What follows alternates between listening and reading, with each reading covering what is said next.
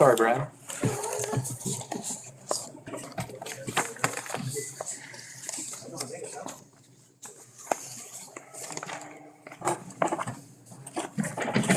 Ready? Thank you. We'll go ahead and get started. So if everybody could stand, we'll say the pledge of allegiance, please. Pledge allegiance to the flag of the United States of America and to the republic for which it stands, one nation, under God, indivisible, with liberty and justice for all. Roll call, please. Tim Brown, Here. Brad Godecker, Here. Deborah Hendrickson, Here. Joe Saylor, Here. Richard Hill. Here. We have a quorum. Carmen or Slim, would you do the invocation, please? Thank you. Dear Heavenly Father, thank you for this time we call tonight. As we come to you tonight, please give your blessings to our community and our council. Keep us all safe and be with those that are in need. In your name we pray. Amen. Amen. Thanks, Slim.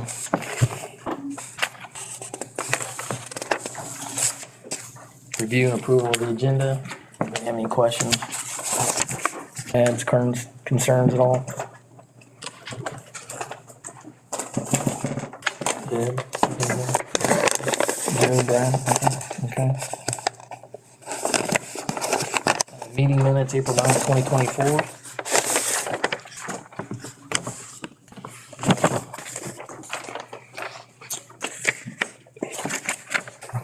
Questions, concerns?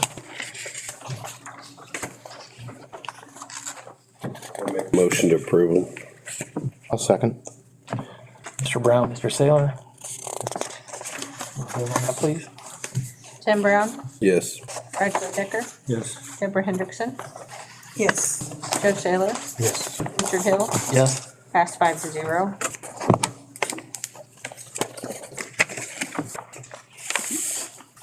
On the agenda is the voucher packets, May 14, 2024.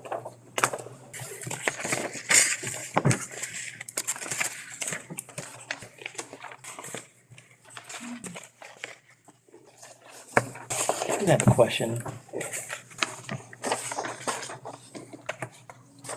It's credit card, but some of these balance are like $28,000, $29,000. What are those from? I think those are credit card payments we're receiving. Credit card payment we're receiving. Yeah, You Are gotta those like transfer businesses or something paying? no, it's a residence. And then, Utility bills. yeah, we do it, like around the 15th and the 30th. Move the money. Move the money. So, It's just the credit card company dispersing our money to us. right. Yes. Deposit it all into that one bank account. So we know it's credit card. And then we do, our software system tells us how much of it's sewer, how much is water, how much is storm. And we move that money from credit card to the right bank account. Okay, So those are just moving the money. That's all it is. okay. We're not paying credit card amounts. Oh,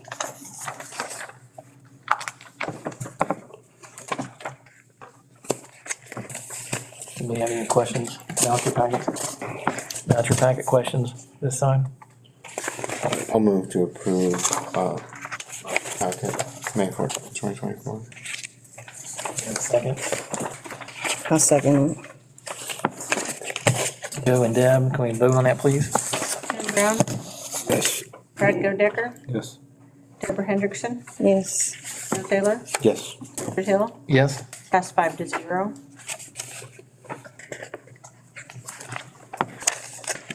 Melissa, financial reports? There is a few things. Carmen.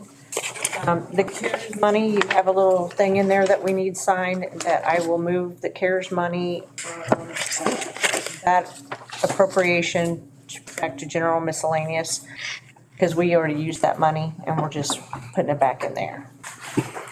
For $143,336. Okay. There's 3D has completed their audit that they were doing, And they gave you a letter of explanation of everything that they did. And then on January 1st, I put in all the adjustments. And I'm just waiting for them to okay, which they've okayed. Now I've got to move the money. We should be all set for the last few years. Everything's been fixed. Which report was that? Yeah, I don't know that we got that. It's just one sheet. You put it in the packets? I put it in, we just got it today, so it's in the second part, yes. Packet that was sitting in front of you.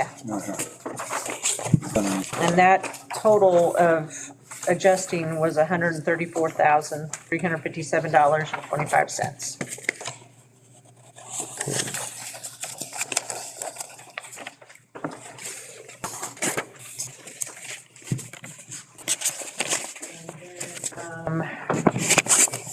The money from they requested some extra paperwork, so I'm getting that together and I should have that to them by the end of the week. I plan on asking them when we would get the refund and how we're gonna get the refund. Right, Department of Revenue, I'm sorry. We say door at our house because my daughter works there. Department of Revenue.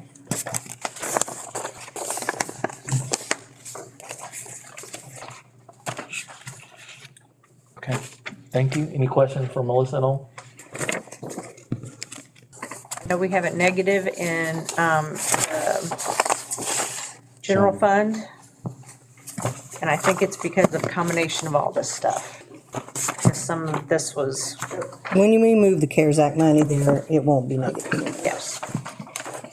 Originally, when the CARES Act was started, they didn't say how where to put the money or anything, so some of it got paid out of the general fund, and then they made you open up a bank account for it, and so anyways, all that money needs to go to the general fund, and then that'll be zeroed out because we're done with CARES Act, COVID.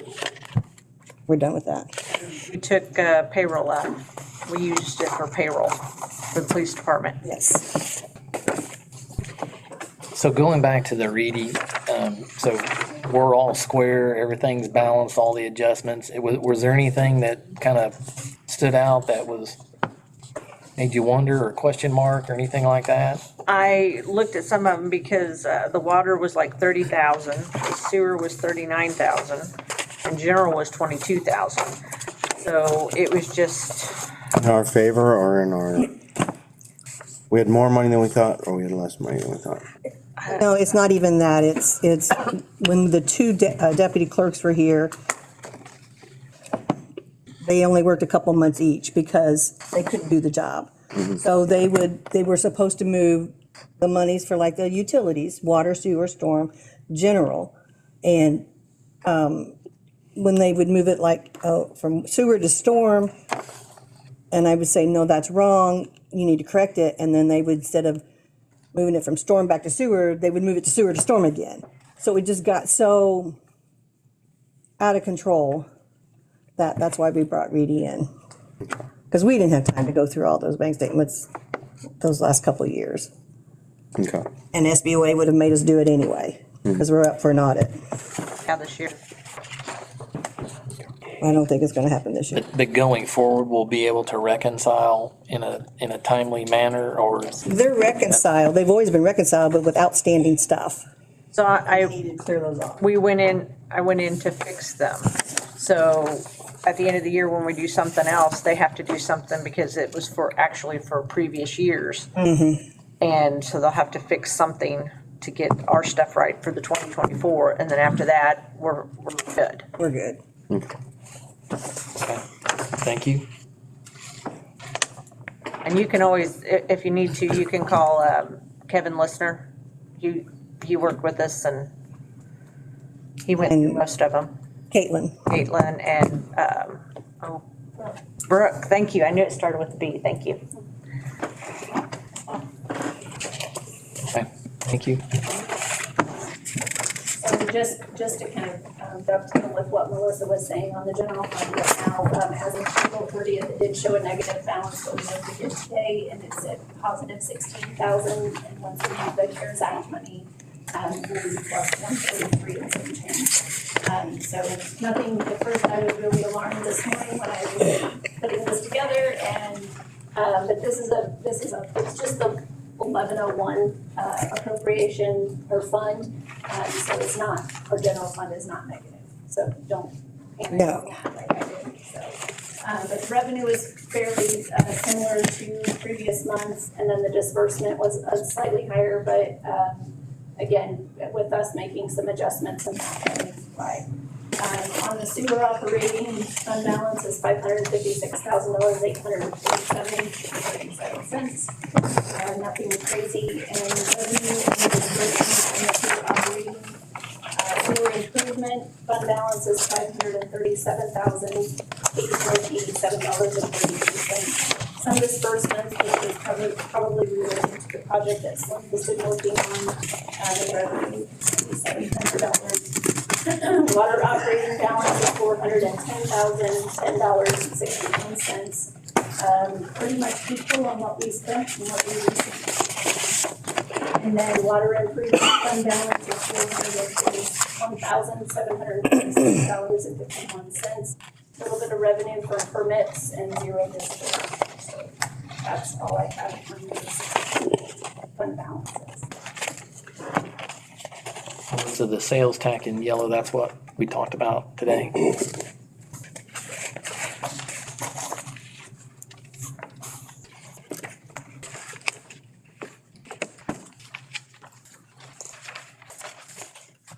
Thanks, Carmen. Before you move on from financial reports, Melissa referred to the movement or the approval of the movement of the CARES Act funds. She has a document she's provided to you called allowance of fund transfer, and this should be acted upon and approved by the motion. And related to that, Melissa inquired of me how this should be done.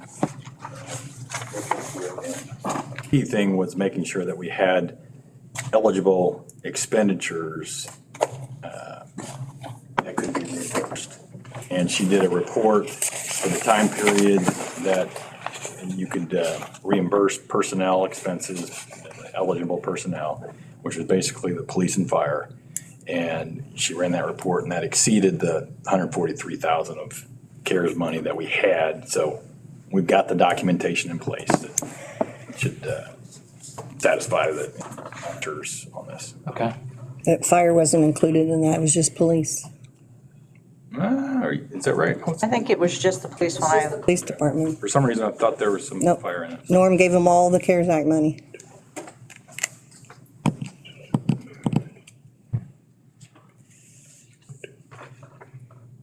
So we need to act on that then? Yes. Do I have a motion to approve this?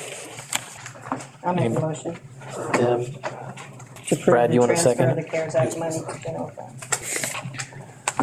So Deb made a motion and then Brad seconded it, so we have a vote, please. Tim Brown, Yes.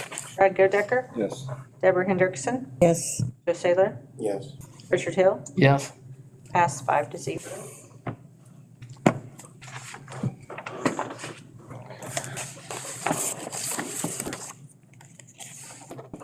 So special guest matters? Yes. Mount Pleasant Library? Hey, how are y'all doing tonight? Good, how are you? I'm Liz Whitner, library director with a twisted ankle, so I'm gonna sit and talk to you if you don't mind. Hope you're having a good evening. We come once a year just to give you an update on all the Johnson County Public Library branches and to highlight some news from the Park Pleasant branch.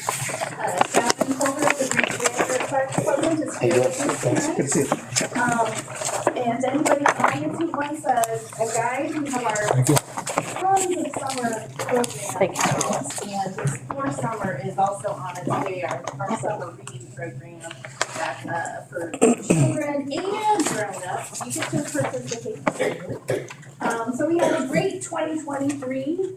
We had more than 1.2 million items checked out from the libraries and more than 330,000 visitors to our 4 locations. And all over Johnson County, our staff are making a difference because they care about the residents so much. Next slide, thank you. In 2023, we launched our bookmobile, JCPL on Wheels. At the beginning of the year, we were visiting 29 stops. We have a lot more than that. That map with the blue little pin marks there, those are all the stops that we go all over Johnson County to provide services to organizations or to neighborhoods where transportation's an issue. They just come to the library. And the most circulated items on our bookmobile are children's books. So we go to a lot of places where children are, but we also go to a lot of senior centers as well. Next slide, please. Our branches have done more than 3,200 programs in 2023. And nearly 74,000 people attended our programs. And these pictures on your screen here represent a fraction of what goes on at the library. Our community read more than 3 million minutes together last summer as part of the Explore Summer Learning Program. And this year, we're going to try to reach 4 million minutes. And if we do that, it's community night at Russell's Fun Park. Thanks to our Library Foundation. Next slide. We recovered not only from a tornado last year, as you all have too, but we also recovered from severe water damage at the White River Branch that happened at the end of 2022. We were able to repair it in 2023. And we were closed a week for the Whiteland tornado, and even though it looked like the branch was closed with all the plywood on the windows, we were open within a week thanks to the fire department. Thank you, Eric, and your team, and all of the emergency services and public services that were provided to help us get back on track, and utilities as well. In 2023, we opened a STEAM exploration walk, and that's for preschoolers. There's a picture at the top left, that's at the Park Pleasant Branch. Preschoolers can walk around our fitness trail and learn about science and technology and all sorts of fun stuff, including music. And then we also have a new sculpture revealed at the Park Pleasant Branch last year. That's a beautiful right in front of the library. And we held our third Mary Prairie program at Trafalgar Branch. If you've not been to that, that's a great holiday spirit event we do every year. And then the ugliest building in Franklin became the prettiest building in Franklin with help from the Johnson County Community Foundation mural. We have the mural on our, what we call the book barn, which is where we store our books, getting ready for a book sale, from the Friends of Library, and 2 different Johnson County artists designed that and painted it with a community event. Next slide. Our board and trustees have completed a feasibility study. I'm gonna let you jump in and talk, okay, Dan? Our board of trustees and our staff completed a feasibility study in 2023, and we're looking at what kind of improvements we can do to the White River Branch and to the Franklin Branch. And those buildings are approaching 40 years old, and particularly their mechanicals are needing some serious reconsideration, including our water pipes that keep bursting at the locations. So we're working on a facilities plan for improvements, and you'll probably hear more about that from me either next year or through our library updates. We have a space on the slide? Yeah, okay. So this happened on March 2nd. This was our big Space Day event, the Armory in Franklin. This was devised, masterminded by Monica Muscion, who's a children's programmer here at the Park Pleasant Branch, and she lives in Whiteland. She had an idea for a kind of a space theme program to tie in clips that would maybe have a branch. She brought it to Lisa, and as Lisa sometimes said, that's a great idea, let's do it, but 10 times bigger. So we moved it to the Armory in Franklin, and had 1,500 people come through to see it. The planetarium building is together in the bottom right-hand corner. We had folks from Purdue and artifacts from NASA. It was just a huge event all day. Other things we have going on, we moved our story walk, which was at Country Gate Park in New Whiteland, to Rock Park, which is another park in New Whiteland on the other side of US 31. So we put out a little bit of a outpost in New Whiteland, which is nice. We're very excited to launch weeks, Carmen called us a month ago with an idea that we found quite intriguing, and with Andy and Carmen's help, we've got it going, and it sounds like vendors are going great, everything's humming along, and I think Tuesday nights are gonna be hopping all summer, so we are stoked for that. That kind of ties in with the learning garden we're putting in behind the library. We've got some raised beds, and we're starting to plant some things. It's a great opportunity to do some children's programming and adult programming around growing plants, growing vegetables, growing food. Do some programming around that, and then we'll donate the food that we do grow to the interchurch food pantry. We were a voting site again. Now that we're in the larger branch with a bigger parking lot, we can be a voting site again, and we had 892 voters. On the primary election day, we were the third busiest vote center in Johnson County on election day after Greenwood Public Library and Library. Yeah, so, yeah, it was great. And for the first time this fall for the general election, we'll be doing early voting in addition to voting on election day. So we anticipate it's going to be. And last but not least, I wanted to thank everyone that was in this room that was at our community panel a few weeks ago. I so appreciated you all taking part in that. I know we didn't get the turnout that we were hoping for. Should have had it on Space Day when we had 1,600 people at the Armory, but maybe next time. But had a nice write-up in the Daily Journal if you didn't see that. I think we were all had some really helpful, interesting things to say that the newspaper for folks to read. So I appreciate y'all coming out and helping us out with that. You guys have any questions? Thank you very much. You know how to reach us. Appreciate it. Thank you.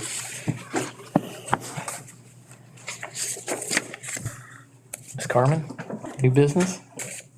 There's no old business on the agenda.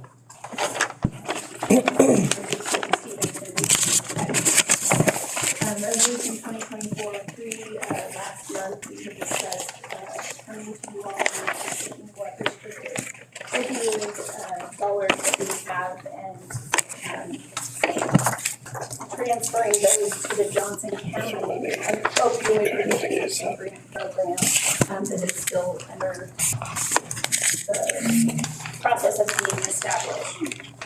So Deb's going to be our representative on that group. Just wanted to bring the resolution in front of you that wanted to transfer those funds that we can use. And that would require a public hearing. This is an appropriation ordinance. Resolution, excuse me. So at this time, we'll go ahead and open the public hearing for Resolution 2024-03. Would anybody like to speak on behalf of this in the audience? We'll go ahead and close the public hearing on Resolution 2024-03. Any questions? I'll move to approve resolution 2024-03. Do I have a second motion? I'll second it.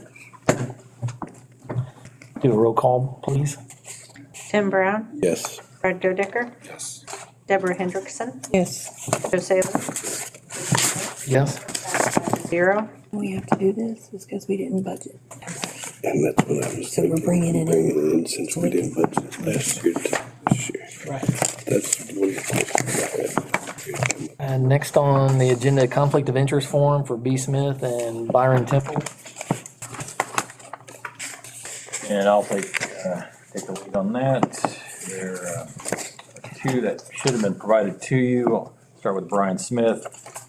And the disclosure is provided because Brian Smith is a deputy marshal for the town. And this is an annual disclosure, disclosing his relationship with contractor TXC Solutions, described as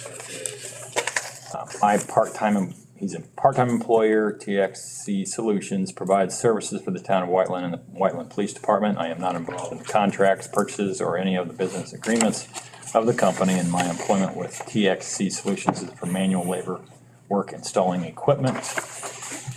And under number 7, description of my financial interest. It's described as I'm a part-time employee of TXC Solutions and receive paychecks directly from TXC Solutions. I receive an hourly pay for my work time doing labor services with the company. I do not receive funds directly from the Whiteland.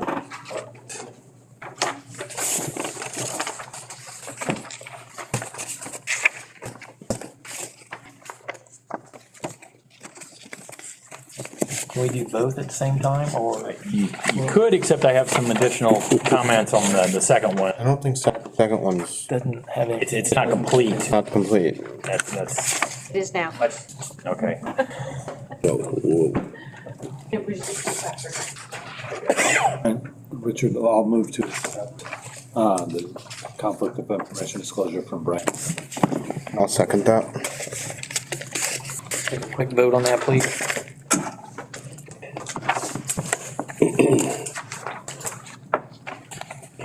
Tim Brown, Yes. Brad Godecker, Yes. Hendrickson, Yes. Yes. Yes.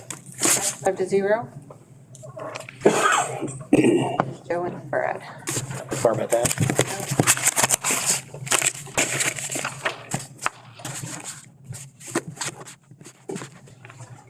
And it was actually the other one. Brad's motion, my second. Okay. Thank you.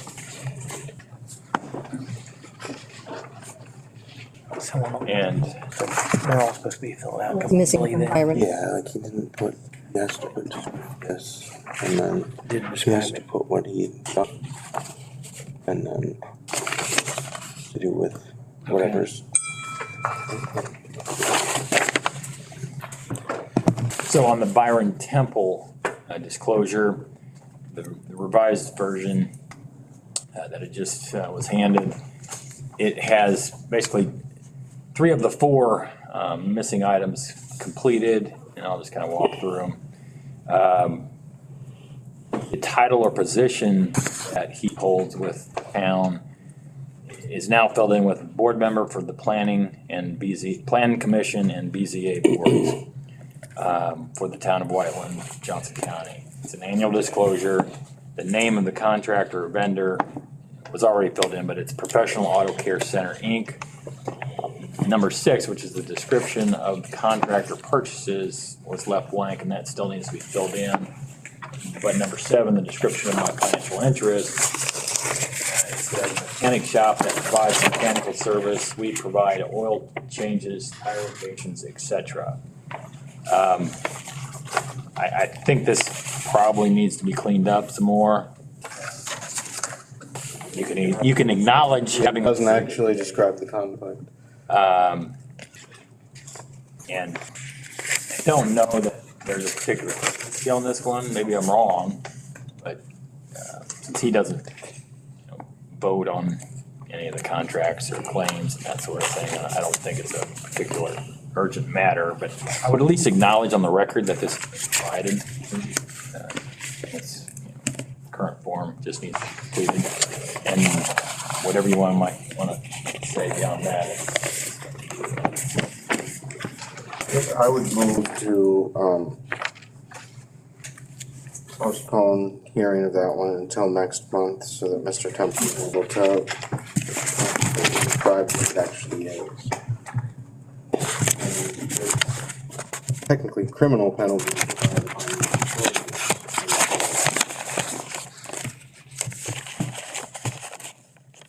Hesitant to accept one that it does not actually disclose it.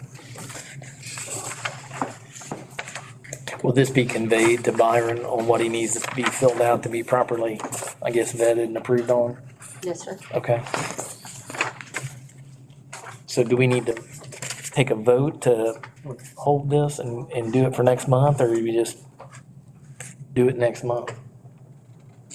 How does that work, since we have this presented? Do we I would table it just table it? and have a more complete version.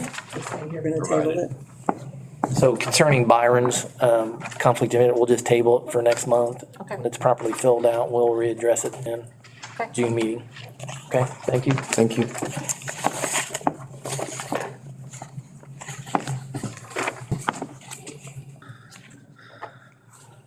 Lift station contract, Carmen? Real quick, and I will introduce Commonwealth's representative Teresa Hartwig, but we did the bid opening on Tuesday of last week for the Interstate Lift Station project. This is a project that will be partially funded through the Ready 1.0 grant that we received 2 years ago. So getting that along with the capital private donation to the nonprofit. So we'll have Teresa Hartwick. She not only has the announcement of who the winning bid is, but also we're working with Commonwealth on a lead service line inventory update. And so she's going to give a couple updates on that project as well. How do you spell your last name?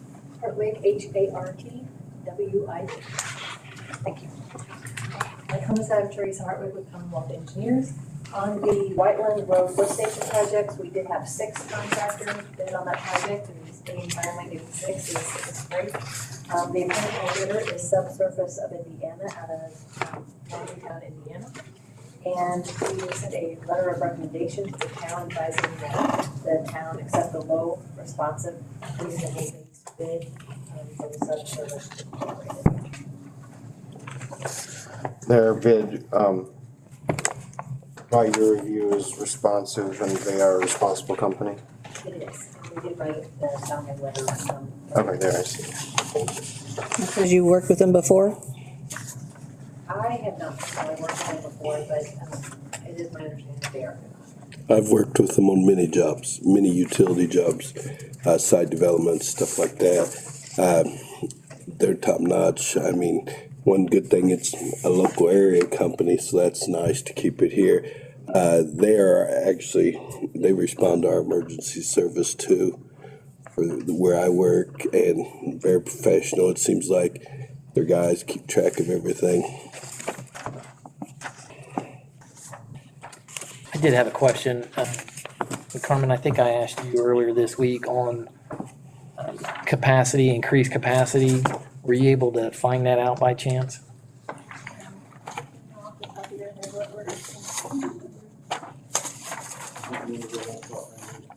Sorry, I didn't get a chance. That's okay. I just know it's our oldest lift station that continues to go bad and. More than likely, it's gonna have additional capacities for future expansion to up to a certain I degree. think that was a big part of why we were doing this, was because that was the big limiter on any further development out there. Is the limitations to the I just didn't want it to take us to present day Oh. and then not have any expansion for future. So they do take in consideration the future and stuff like that when they designed this, upsize pumps and stuff like that. Okay, thank you.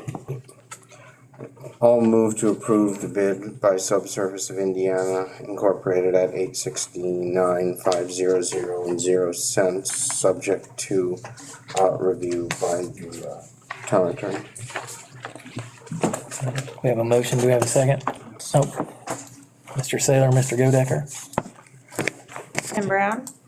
I'm gonna abstain from this one because I've worked with them in our area and I figured it just keeps it legit. Brad Godecker? Yes. Hendrickson? Yes. Joe Saylor? Yes. Richard Hill? Yes. 4-0 to 1 abstained.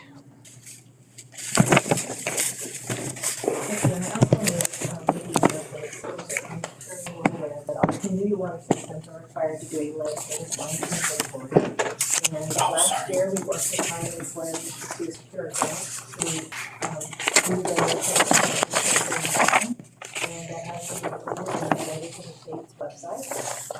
Earlier this year, we also worked with them and required to submit an application to IFA to conduct a preliminary engineering report that will allow us to kind of identify the next steps of the project. And so August 26th, we have our kickoff meeting for that PER. Once the PER is completed, if it is desired, the city will be happy to submit that PER to IFA for consideration of funding. Their next application round is April 1st. And then I did want to give you a heads up though,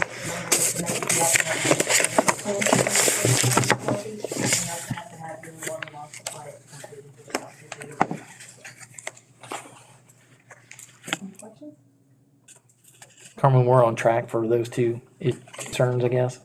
Yes, and I actually. Slim had his guys go out and, so we did a survey to the residents and asked them to tell us what types of lines they have, and some picked the right ones and some picked all of them. So they have galvanized, they have copper, they have lead, they have PVC, they had them all. So I don't know if it was a homework project they gave their kiddo or what, but, so we had some of them, we had to go back out and just kind of double check, and, he gave me that list on Friday, so we'll go back through that inventory. Because we kind of assume that if we don't know it, it's, we had quite a few that were unknown, and so there's some that as part of this PDR that Commonwealth will be helping us kind of dig into the older, parts of Lebanon to help us update that inventory. And it's not even until right? So we're well ahead of schedule on that. I think just the key thing is that if we do find lead, it is the town's responsibility to fix those. And we're talking about service lines. We're not talking about the town lines, but it's the service lines per EPA. The service lines into the house. Into the house. Okay, let's clarify that further. We're only responsible for where the shut off is and into the house since our meters are inside, correct? Not all of them. I know, but I'm saying on the ones what's gonna have the lead and copper, they're all mostly inside. And I just didn't want some people to think that we're gonna replace their pipes in the house because technically we only take care of the outside. The final lead copper rule has not been finalized yet. What you're required to do right now is just to do the inventory. I'm sure eventually once they have your inventory, they will dictate, maybe 5% a year or 10%. Not that yet. That is yet to be seen what they're going to do. Into this. That is the expectation. We've been through this. Any other questions? Any question? Thank you so much, ma'am. Appreciate it.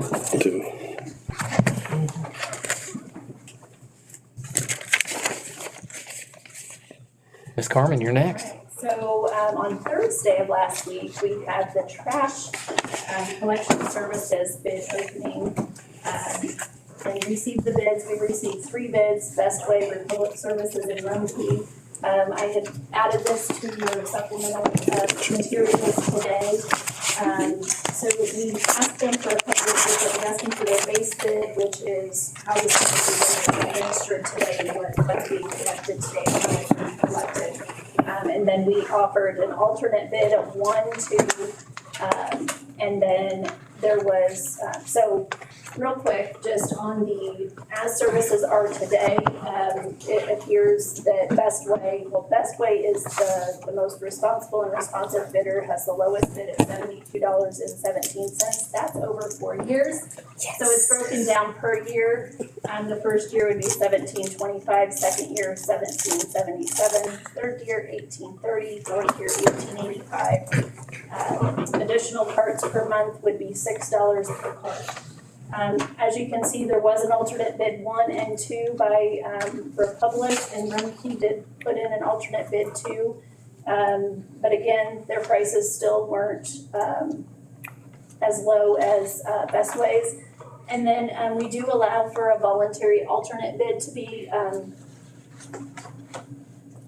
received, and Republic did offer an alternate bid that included no heavy trash. And that they would still come and pick that up if residents called them, but that would be at $35 per item. With that bid, it is lower than Best Way's, but again, there's a reduction of services that we're currently offering to our residents. And so after reviewing the bids and services being offered for the bid packet, the lowest responsive and responsible bidder is Best Way. And at this time, the town administration would like to continue offering our residents the trash collection services that we've been accustomed to, and recommend to the town council that Best Way be awarded the 2024 trash collection services contract. So I would ask if anybody has any questions, we can talk. We'll talk, ask any questions, and then we would like to proceed with that. So this first year, second year, third year, and fourth year is their fees. Yes. So you're going to continue with what we've been doing and make each year the same. Once we Okay. accept the contract, then we'll come back to you next month with kind of our suggested rates. Okay. So they're gonna take an average and they're gonna take an average. What is the potential increase compared to what we are now to where we're going first year in the contract? So right now, our cash charges is $13.48 per month, and additional cards are $5. So the quick one is that the cards are going up, an extra card is going up $1. That one's the easy math. And then the other increase, what did we say, Stephen, was it 35%? If we did how, we can do it a couple different ways. We can add this up, so the 7217 divided by 4, and that be the rate increase for the next 4 years. So we're only coming to you all with a rate increase, and to the residents with a rate increase once.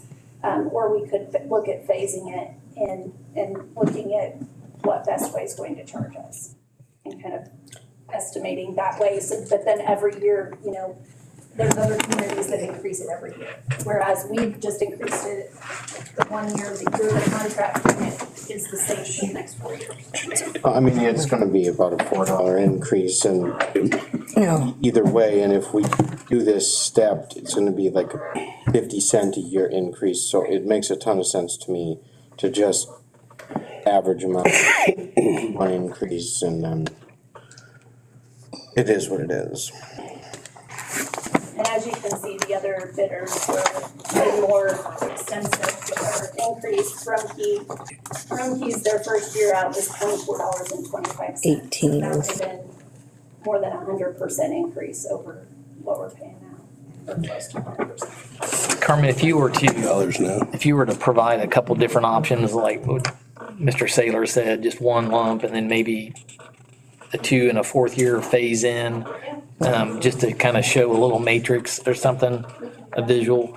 Also from, It is there a lot of administrative task Money. for when you're changing rates and updating all the computer for the residents? Is there a lot of time involved to do that? Because that needs to be factored in to where if you phase it in, or if you just do one lump sum, I don't want to have a big burden on employees. Keystone does it. Yeah, I don't think that that's an issue. Where it gets a little more administratively is when you have folks that want extra cards. Now I don't want the extra card, that kind of transition of making changes to their Right. their utility bill that way.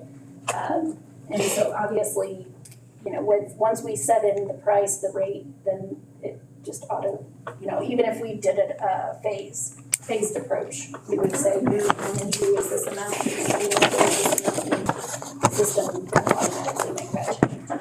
Will there be some sort of advance notice to the consumers that a potential increase is in the horizon, and how does that get communicated? This starts July, August 1. August 1st. So there will be a lot of communication that will be needed because with the transition to a different company, first of all, the rate increases will be a public hearing. So we come, you know, there will be the same methods we announced that, but we can use our utility bills to notify folks as well. But then with changing companies, we're going to have to arrange new cart delivery, old cart pickup of the companies, and kind of just that transition. But that'll be something, once we are able to enter into the contract, we can come up with the best game plan to roll that out to the residents. Okay. I've got a question. Are we only recycling now once a month? No, we recycle twice. I know we do now, but Yes. this is once a month. No, Recycle collection only once a month. That was the alternate bid number 2. And Okay. if you notice, like, their prices really didn't change. Right, Like, okay. Rumpke's came down a little bit, like $1 per week, or per month. But Republic's, even though they put in all the alternate bids, their rates never changed. So why would we reduce services when they're the same? I did run the math, and it is a 39.8% increase on the 4 year. It was $4.50.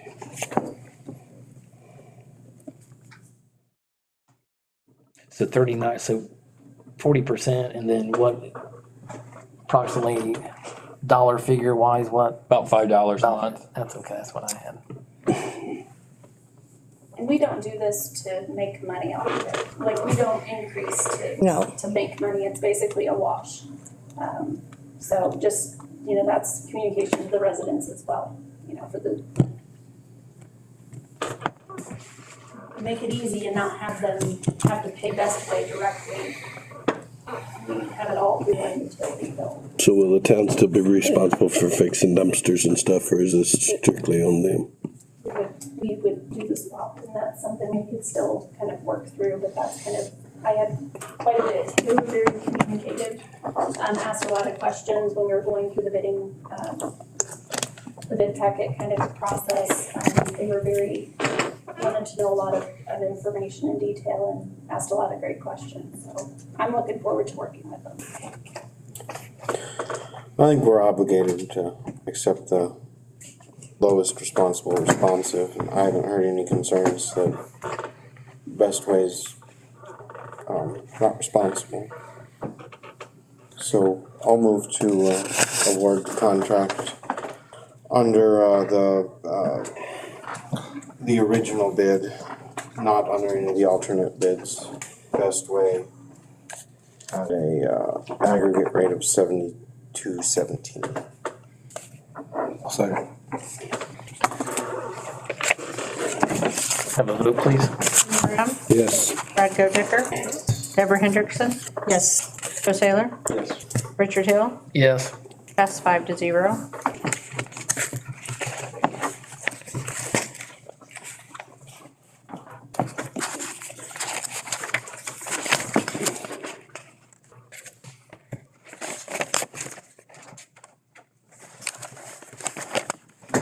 Go ahead and go on. Yeah, just go ahead, continue, Okay, please. so, we have been working on auditing all of our bonds, performance, maintenance, where everything is at. And there's quite a few performance bonds that, those projects have been done for years, and this is one of them. So ABC cutting has been completed since 2020, 2021. The project has, and they have public improvements, and they've still been holding a performance bond, which when I hear from other developers, they're very expensive, so I don't know why they wouldn't have said, you know, hey, we want to get these converted to maintenance. But there are two maintenance bonds. They actually had 3 performance bonds, but so this was in your supplemental information, your packet.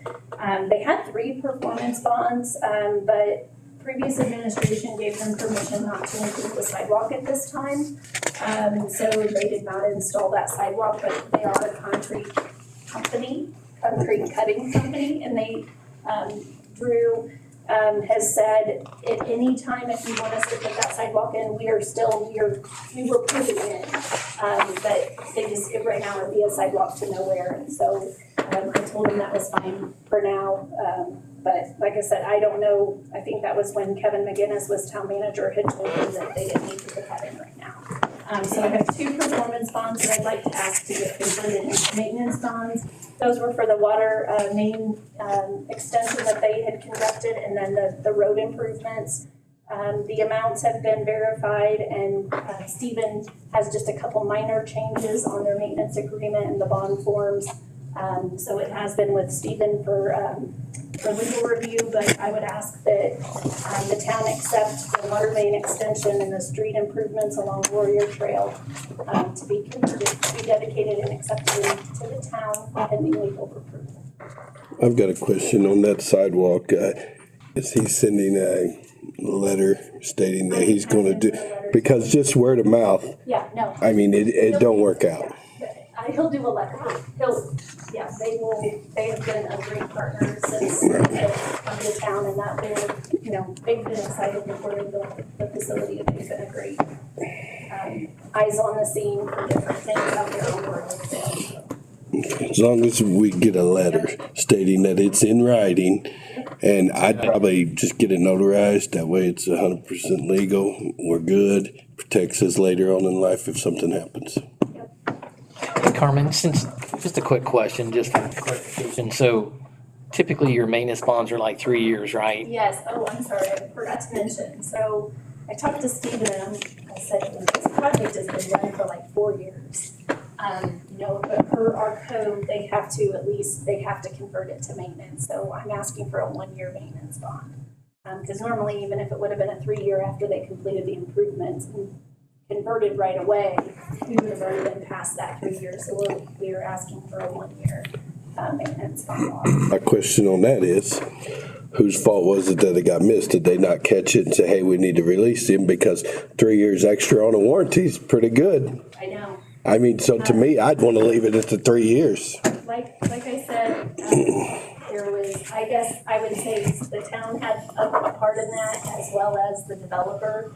I have more that will be coming to you. Like I said, I've been auditing where we're at with these bonds. These bonds have been just a nightmare. We have 2 binders full of bonds, and so trying to get better at identifying what's still in performance,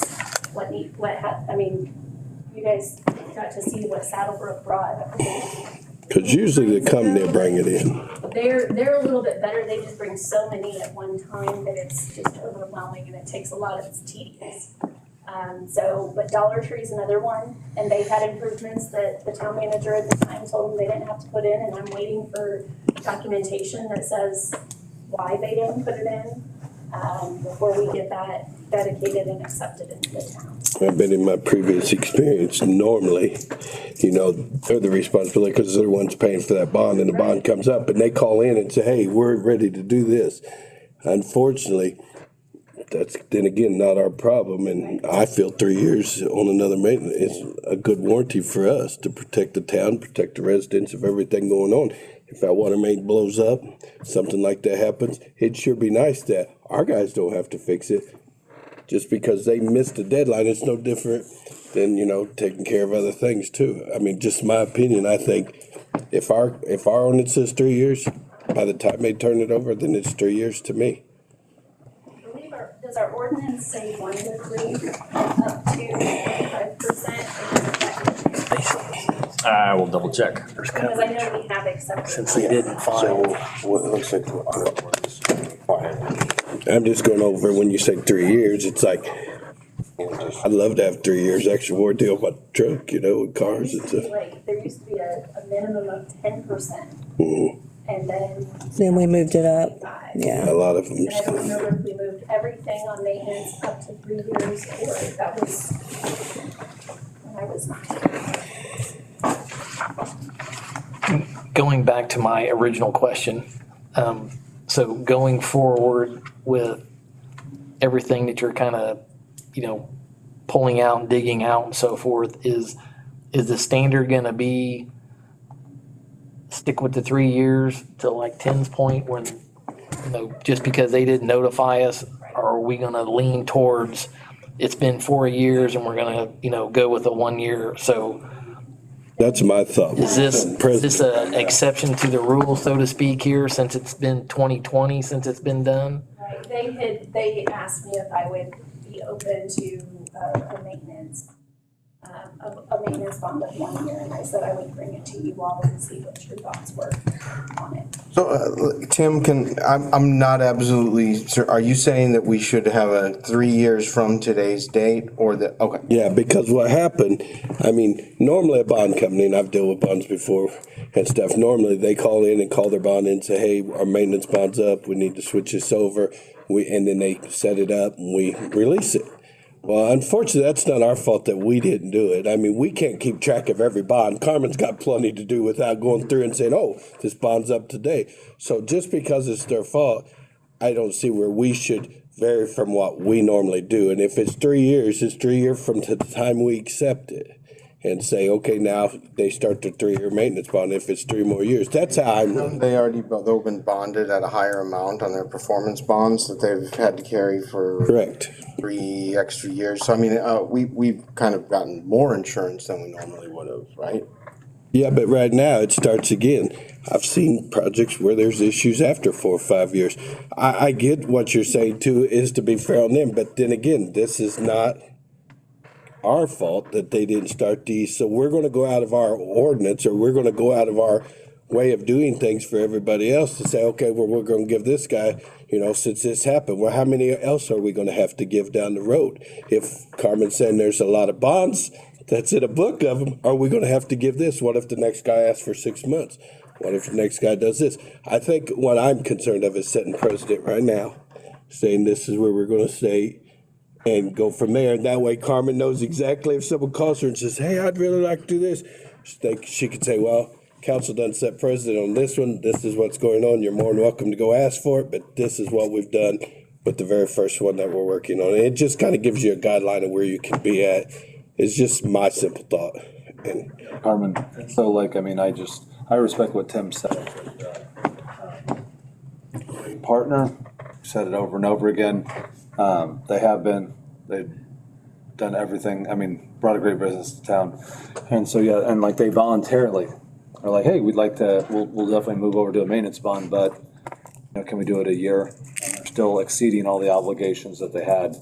And so like, I mean, I want us as a body in the town to be kind of partner that companies want to do business with.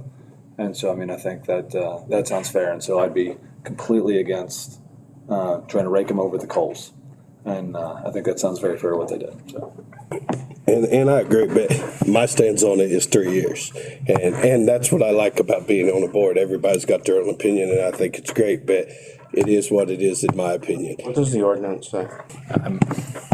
I have it, and the last sentence says, the maintenance bond shall be for a period of 3 years from the date of acceptance by the town council. And that's where we're going out. We got a book that we're supposed to follow, but now we keep changing it. And this seems like it's a ongoing thing here that we get things changed and change. And I'm just not big on that. I'm big on following the ordinance.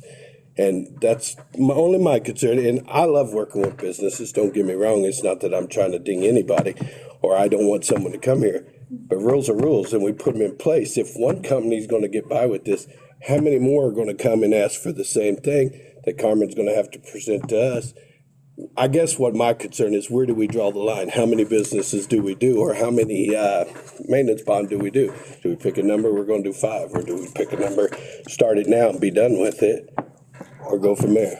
I guess I would say that where I would draw the line is at whether or not the town has received the protections that those ordinances exist to provide for. And if we've received the protections that the ordinance exists to provide for,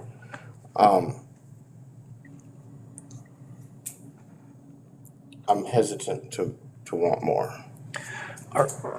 So the trigger is the company needs to come to us, say, we need to file this, and that starts the clock.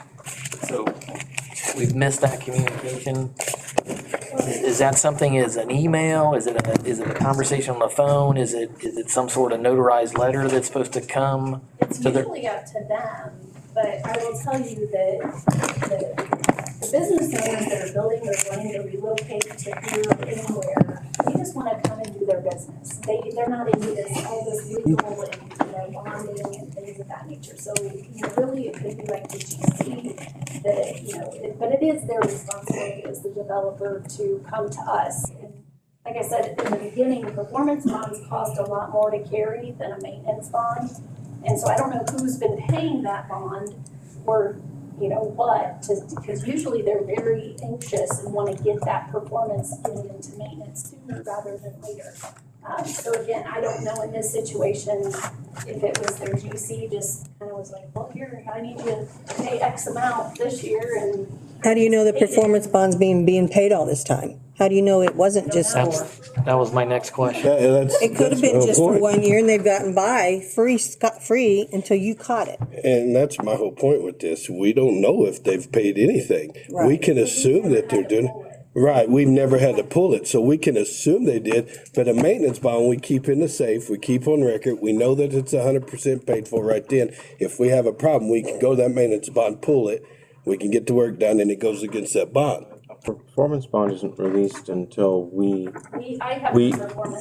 until we accept it. So there's a bond on it. I would assume there would be. I mean, yeah. So the insurance company doesn't end that until they turn it into them. Until we release it. Until we release I it. have to give them back the performance bond and then they turn it back into the Schuylkill bond bank. Yeah, and they can shift it to a maintenance bond. But we have the physical bonds. and then, and they're, you know, they don't get released until.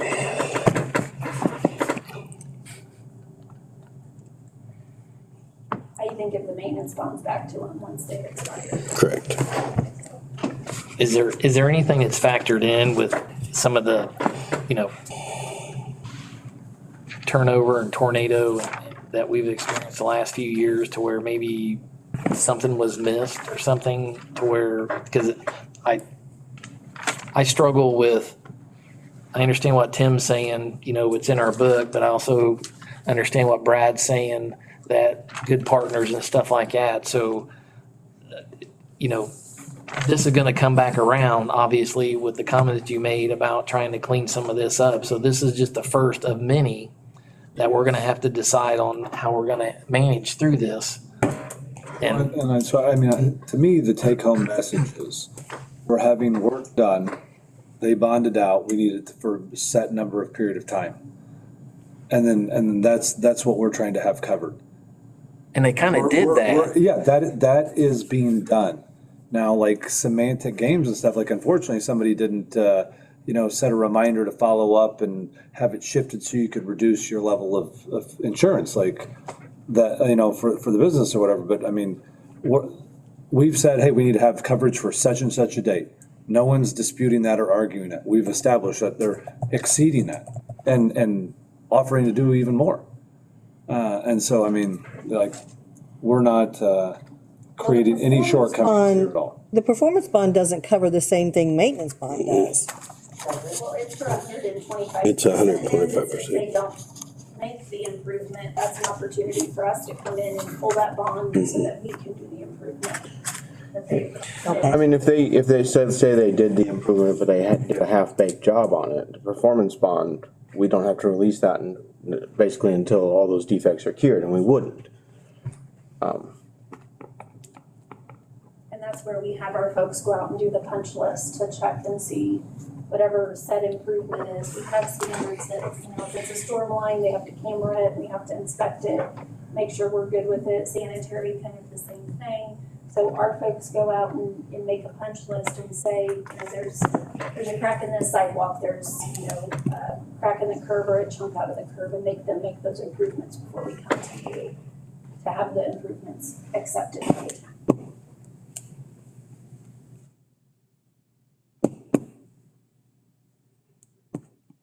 up to you guys on how you want to do that. I just asked if there's anything. What, I'm sorry? Those two improvements, the street and the leveling, however duration you guys agree upon for those amounts, pending review. Okay. We still have just a couple more cleanup things that they need to do. Well, I will make a motion to, give me 1 second. Subject to review by the town attorney, to accept dedication of water main and street improvements on the ABC plan with a maintenance bond of 3 years, which will, the effective date of which will be May 14th of 2022, and that carence of a performance bond be regarded the same as carence of a maintenance bond for that period.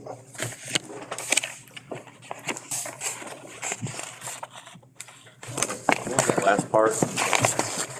That the effective date of the 3-year maintenance bond be May 14th of 2022, and that the carrying of a performance bond be considered effective as carence of a maintenance bond. For the period that, Yes. For the whatever 1 year. period that is, Yes. okay, got For it. the period beginning May 14th, 2022. Gotcha. To present. So all you're doing is asking. 1 year. Are you asking for 1 year on this or just? 1 year from today. 1 year from today. 3-year bond, retroactive to the 2 years they've already carried a performance bond. When should it have came to us? When should the maintenance bond? 22. That's when it should have came to us? Yeah. So we're getting like 2 or 4 years of insurance on this than we would under our own statute, under our own ordinance. Between a year and 2 years of extra insurance.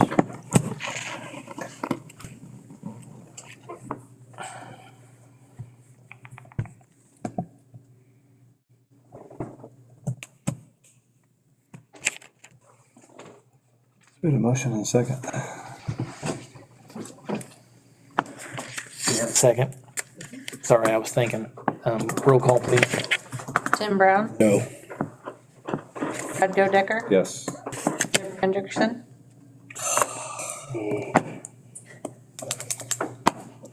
I just don't want to start this. I just don't want I'm to, afraid of.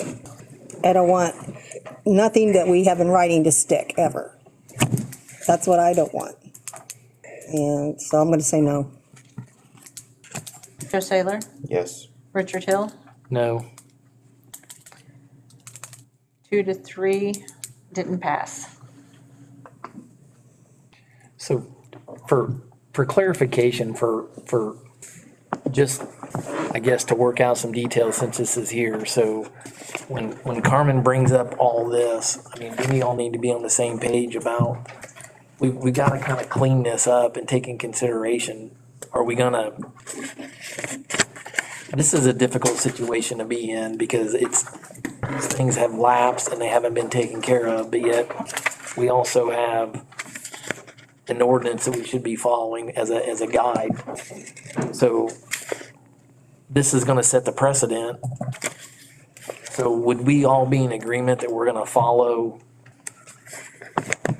what the trigger is? Or are we gonna do this on a case-by-case basis? Because I'm afraid it's gonna get even more complicated as she brings more things. Every acceptance, or I'm sorry, every dedication and acceptance comes before us. We have to consider every one of these cases. It's our obligation to consider them on a case-by-case basis. So I guess on the one hand, they have to come before us no matter what. I tried to phrase my motion in such a way as to then not offend anything in our ordinance. Because I don't think that it does. And I think that if we were to, God forbid, someone were to decide they wanted to litigate this, and we're gonna say, well, no, we have no damages, we actually have already come out ahead, but we got ya. I don't know how that's gonna get looked at. So, to me, the big question is whether or not the town is not receiving something that we are entitled to under our ordinance. And in this case, we have received more than we are entitled to under our ordinance as far as insurance protection from ABC Concrete. But the paperwork doesn't follow the paper trail though.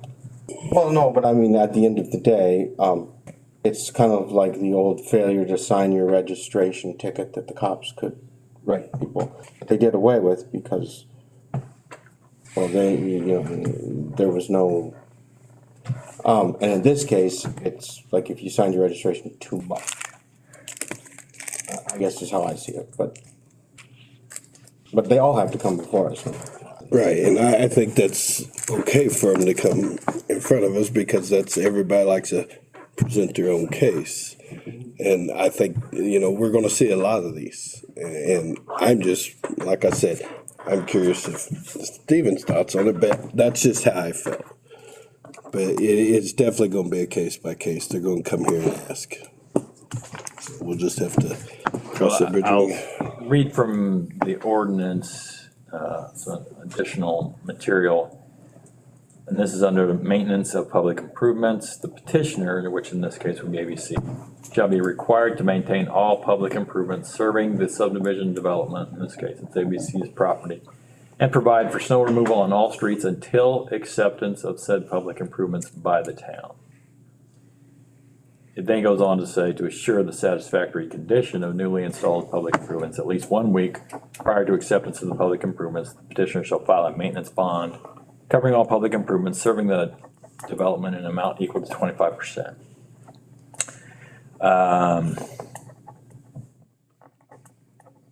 And then it ends with the maintenance bond shall be for a period of time, a period of 3 years from the date of acceptance by the town council.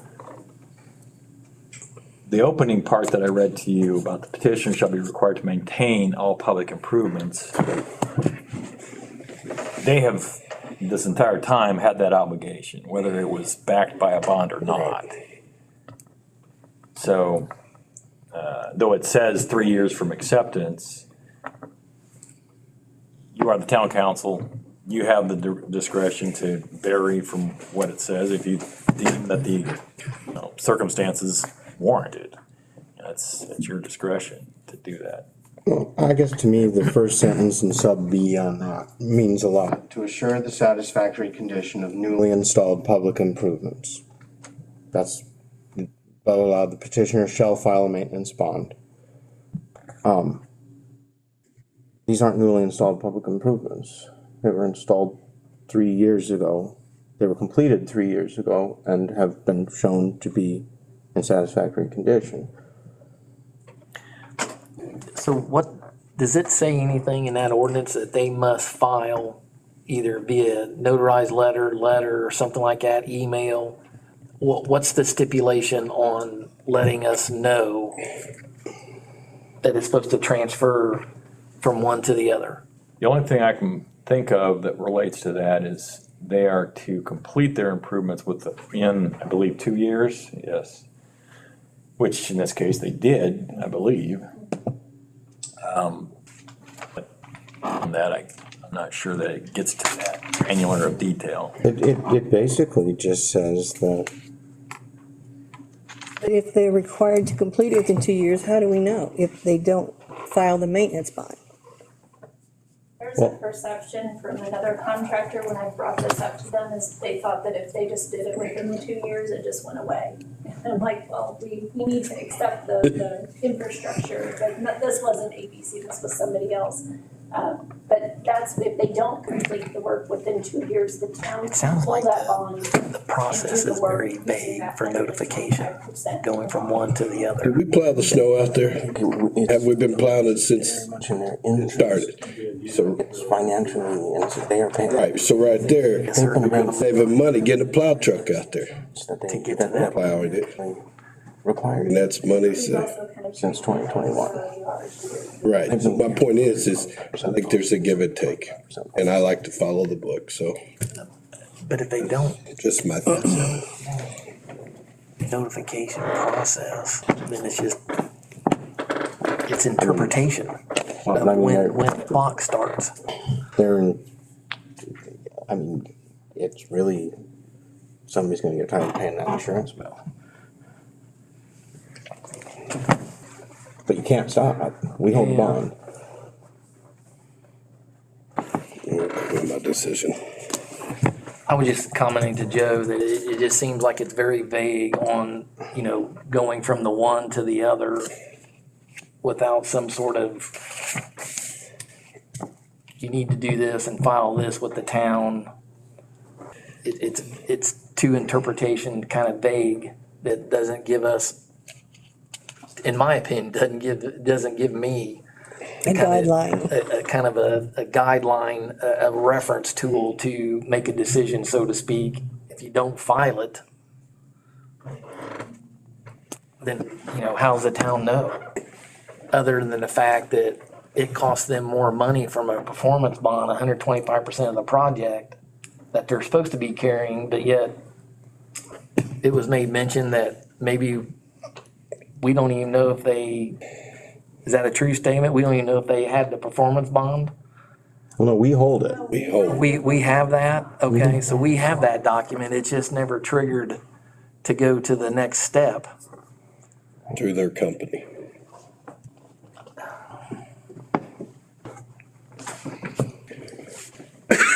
You know,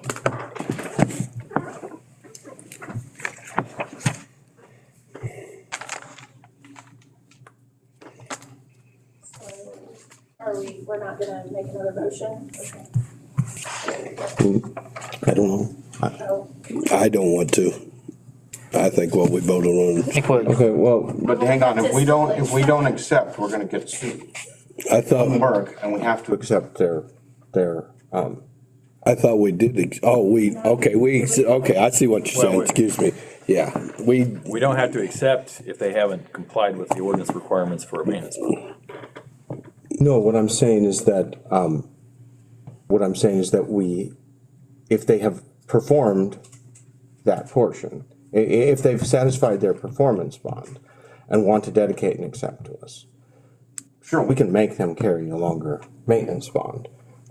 But I don't think, my understanding is that we can't just say, nah, we're just gonna hold you under a performance bond indefinitely. correct, but he's only turned in the 1 year, right? No, they have, no, it's all still like pending legal review. Okay, I thought he turned in We were just just 1 year. voting on the 1 year. Yeah, that's okay, yeah, I agree with that, No, I mean, my motion was to accept right. the improvement. And That's why I was asking, did you mean just 1 year? When you gave that motion, did you say just for 1 year? Or you just made a motion to accept? he started from My 2022. motion was to accept dedication and improvements effective today's date, subject to legal review, and that the 3-year maintenance bond requirement of our ordinance would begin from May 14th of 2022, Okay, with the stipulation that carrying a insurance policy that was 5 times as much as what's required satisfied that condition. Right, it's still 1 year. so 3 years from May 14th, 2022. 22, Yeah. which is about a year later than they could have Okay, come to us. But we voted on that. Correct. So since if voted on that and are you having second thoughts? No. I think it should be 3 years from today. but we have to vote on something. So somebody needs to make a motion when they want it to start then. I'm gonna ask The efficient thing to do would be to make some sort of an affirmative statement as to what you're requiring from the developer in this case. Then I'll make a motion to go to the developer, tell him that the majority of the board decided that we want a 3-year maintenance bond from the day it's accepted. And when we accept it here at the board, then that's when the 3-year maintenance bond starts. Is that correct? Right. Do we have a second on that motion? And before you make the second, you could, again, make it even more efficient to say that you will accept the dedication of these improvements subject to Okay. a 3-year maintenance bond being provided. And then that covers us for today to accept what he said. So moved. Sorry, I appreciate that. I second it.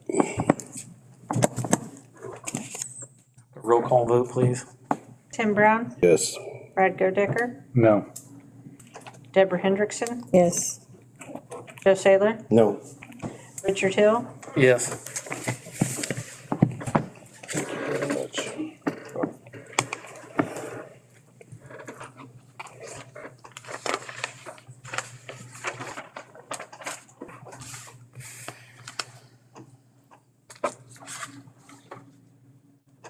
Ordinance 2024-09. Mr. Watson? Yes, one, just making my notes on that.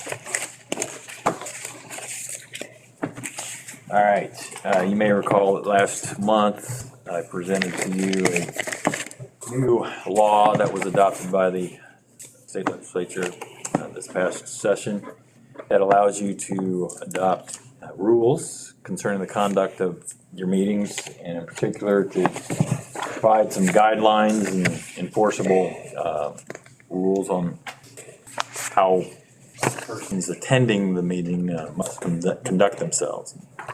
So I prepared that, what you've been provided, based upon first the statute and what it said. Secondly, I did find a somewhat analogous sample to work from, so that there's some of what you see there that is beyond what the text of the law says. It gets into a little more detail in terms of what type of conduct would be considered. I think that the term is, what is the term? Disorderly conduct, yeah, under the rules. And so that law doesn't take effect until July 1 of this year. So similarly, this ordinance does not take effect until July 1 as well, just to keep things in mind. But I believe it's consistent with what the law now provides. It includes some of the things that you asked for at the last meeting, one of which was that, at least as to the council meetings, there will be a police officer at all council meetings unless, and I stipulated this, and if you disagree with this, it's fine.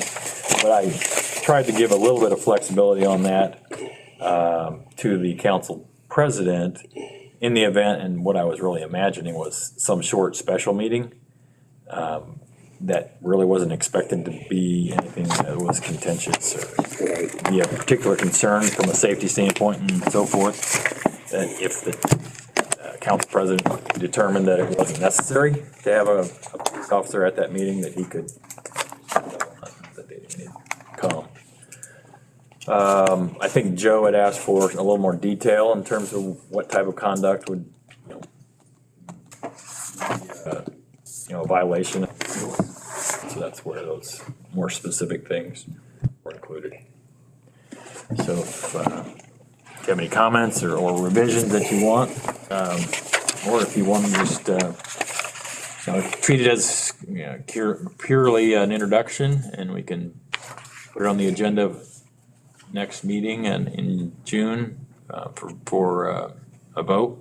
That's fine, whatever you want to do. I make a motion to approve ordinance 2024-09 first reading. And second? No, second. I'm gonna ask that under the rules of discussion is mandated.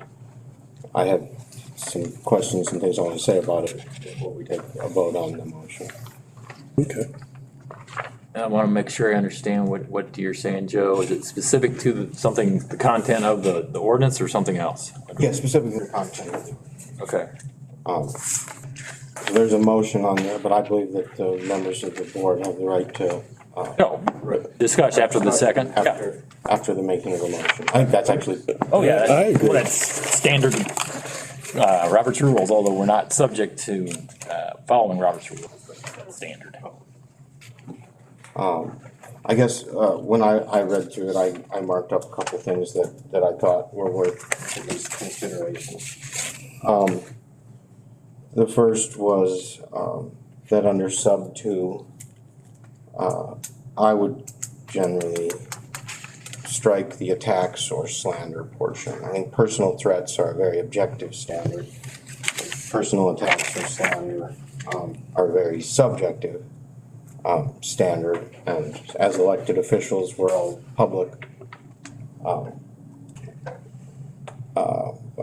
figures, and so the definition of what slandering us is very different than what it is to slander a nameless member of the public. And a personal attack, I think is subjective to the point that would concern me. That a person could be silenced or expelled, kind of under that subjective standard.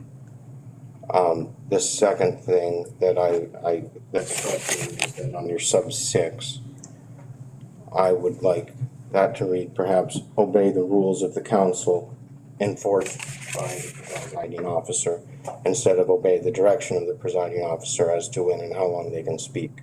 If we're enacting rules as far as when and how long people can speak, which is we do on the second page, I think that people are entitled to the benefit of those rules before they can be considered committing disorderly conduct.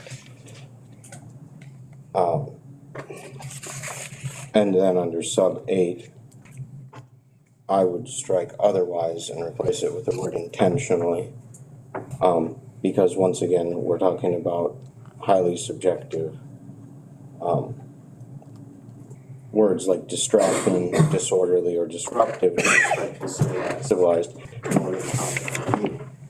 Ask people what's distracting, disorderly, or disruptive, and you have to ask a dozen people what's respectful, what's civilized, and what's orderly. You're gonna get obviously a broad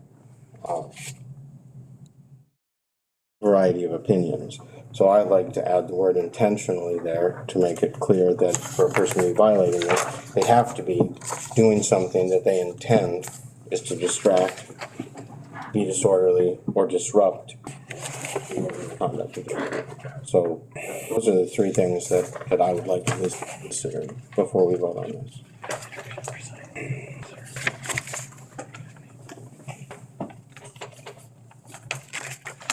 So in number 6, obey the direction of the presiding officer, so you're referring back to the 3 minutes and the 5 minutes? We set rules, and so the presiding officer is who should enforce them. But it's not just that the presiding officer decides that you only get 30 seconds, you're done. Well, I don't think that that's disorderly conduct. People are entitled to the benefit of the rules that we enact. So strike 6 entirely? I'm fine with 6, just as long as it's obey the rules of the council as enforced by the presiding officer. So I think that's the appropriate way to do it. That's also just me.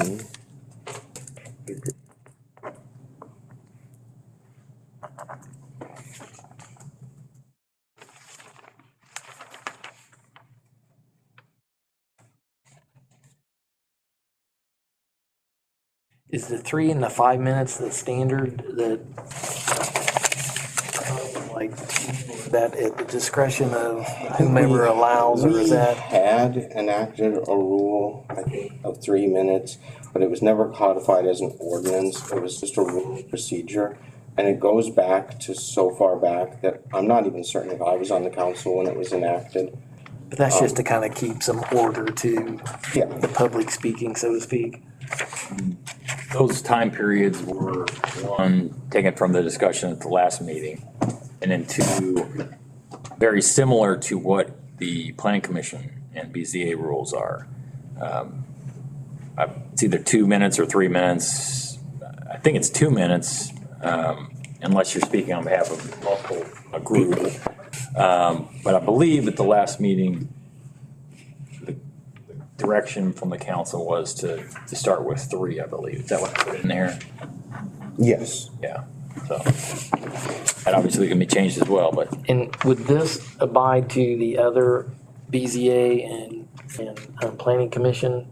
It's generally consistent with it. It's consistent with all the board meetings and so forth? Right, I mean, with the exception of the 3 minutes. I guess when they follow this. No, they don't have to. In fact, each body has to adopt their own rules of conduct. This is only applying to the council.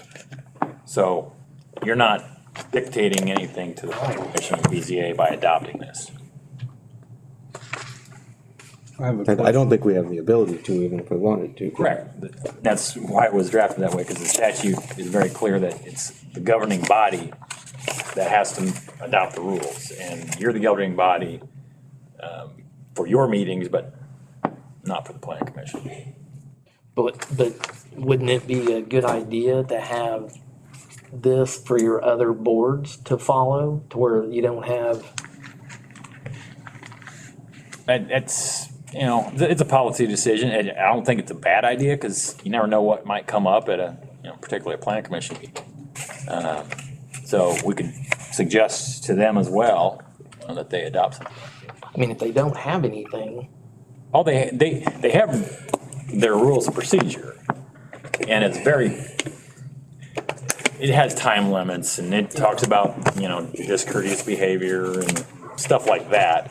It doesn't go into the level of detail that this does. I have a question on J. It says a uniformed town police officer shall attend meetings of the town council for the public. Is that a current directive or dictate? And the reason for my question is, so like, I mean, I've been coming to these for 5 years. and typically there's a police officer here, Chief Ship's routinely here. I mean, I don't, see the requirement there, like, I mean, that's not a future concern of mine, for whatever reason.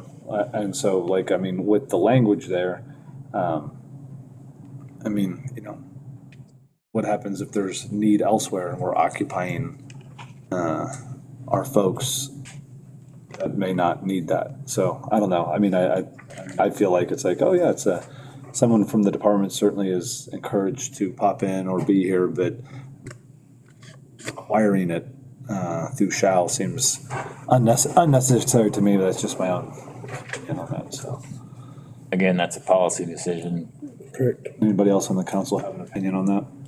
I'm not concerned about ordering. I don't think it's necessary to require them to be here. I know that in the years I've been on the council, anytime that any member of the council had any concern, expressed to Chief Ship, he's always made certain that someone was here. And it's here as a matter of course, but I don't know that it's necessary to require it. My concern with it is, we all know everything's coming around and people are getting tense with bills and stuff like that. And it's just one of them things that if something does go wrong in here, it's going to go wrong fast.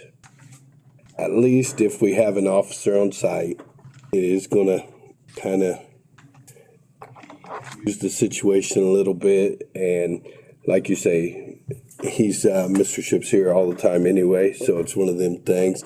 It's just, we just see it a lot that people are getting a little more aggressive with tax and stuff like that. And it was just something that I brought up I thought was a good thing versus, you know, us having to deal with it. If there isn't a irate person, we could just say, could you escort him out?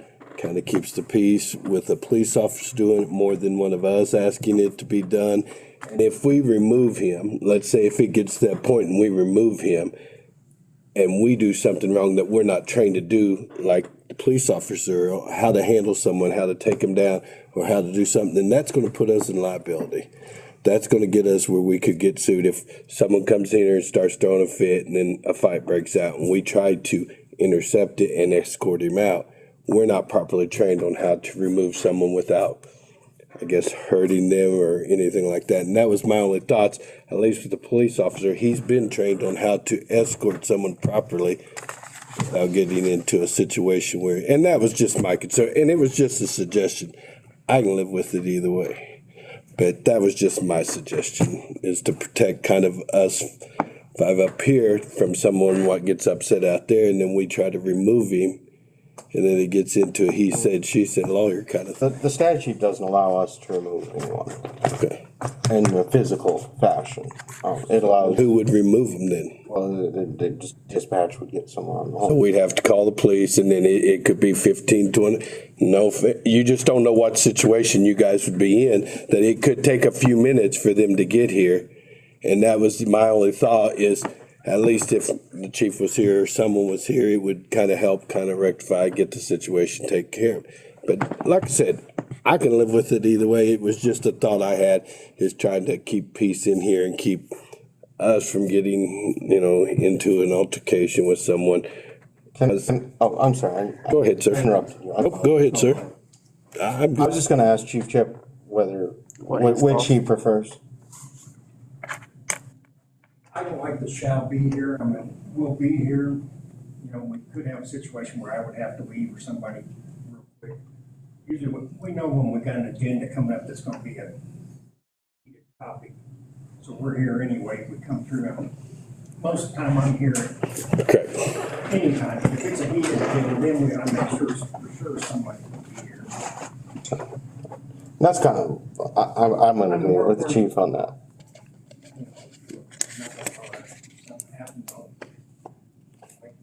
Phone call.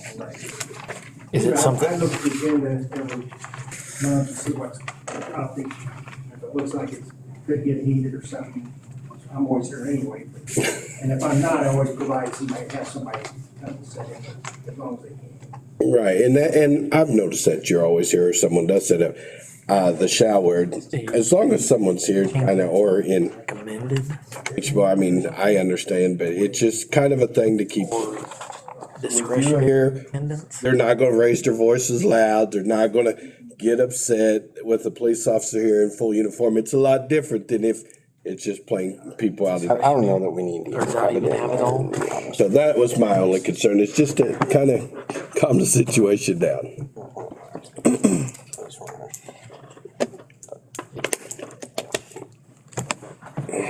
Are you wanting to strike 2 completely?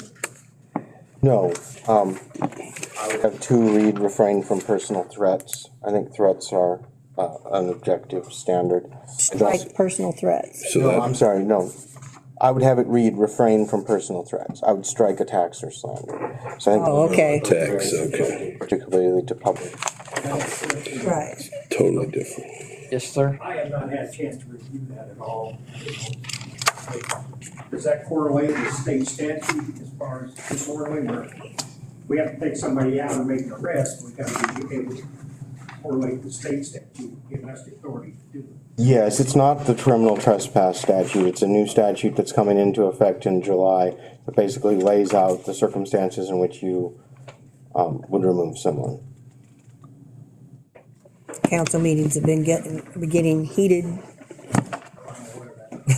Also gotta protect my guys being Right. legally.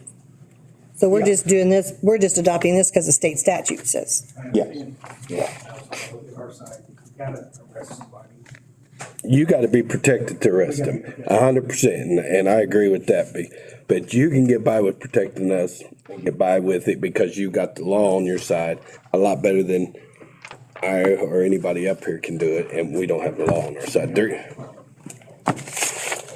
Make sure you get Rick a copy of this.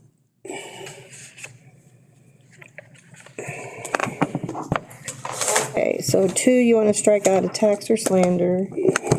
6, you want to say obey the rules of the 3 to 5 minutes. council as enforced By the presiding officer. by the presiding officer. And then we're gonna, What'd you say about 8? On 8, it would be that no conduct that is intentionally distracting, disorderly or disruptive to respectful, civilized, and orderly conduct of the meeting. and then strike J entirely. I would probably support the striking, or at least Yeah. making it less.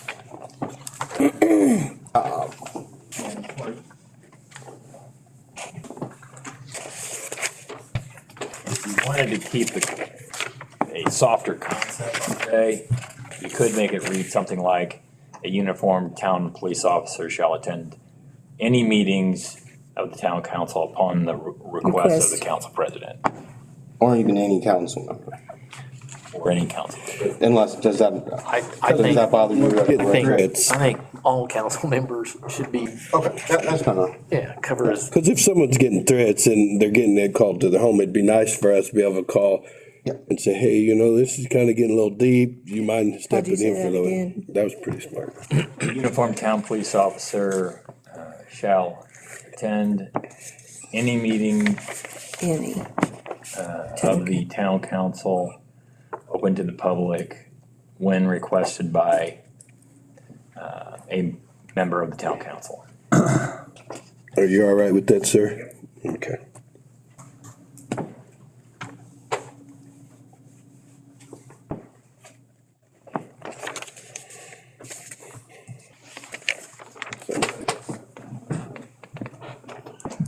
Okay. Got everything? That's everything that I would propose. Anybody else? And you'll rewrite this and get us a copy of it? Or he will, yeah. I think technically there's a motion on the floor, so we need to do something with that. Cancel that one. Yeah, so do I need to say we rescind the motion so I can make another motion? Yeah.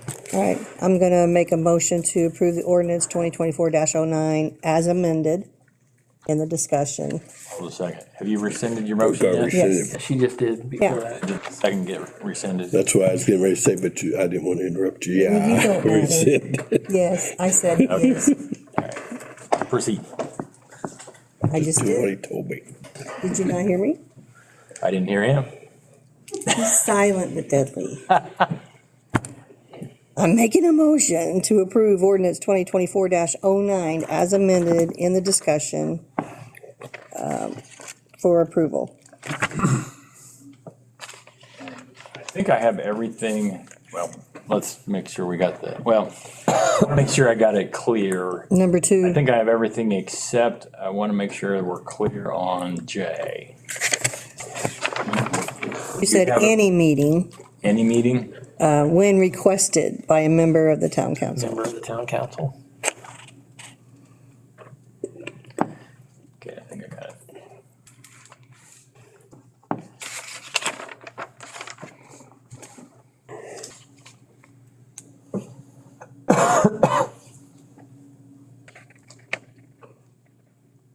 Playing Brad.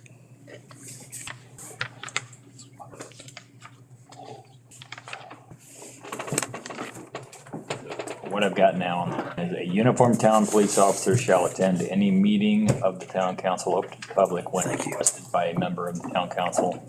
So we're one. Okay, I think I got it. And Joe, all other Joe's recommendations Yeah. on 2 Yeah. and 6 and. 8. I got those too. Okay. I'll second that. So we have a motion with Deb and the second with Tim. Can we take a vote, please? Tim Brown, Yes. Brad Decker, Yes. Deborah Hendrickson, Yes.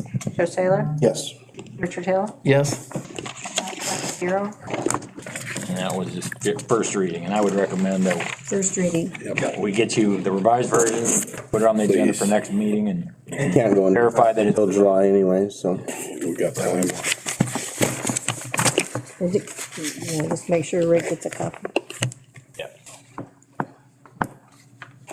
Miss Carmen, RDC, or Mr. Watson, Yeah, he's RDC. RDC annual report. Yeah, I will present that. One moment, please.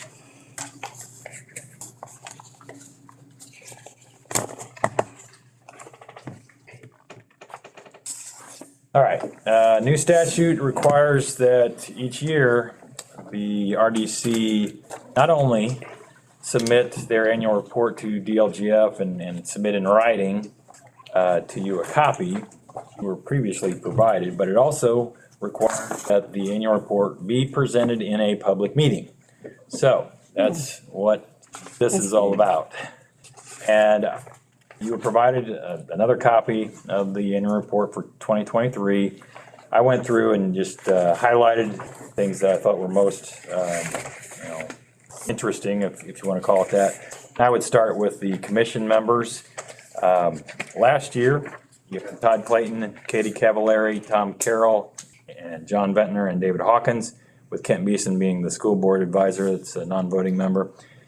Todd Clayton and Katie Cavallari chose not to be on the RDC this current year, and they have been replaced by Amanda Trimble and Brian Webb.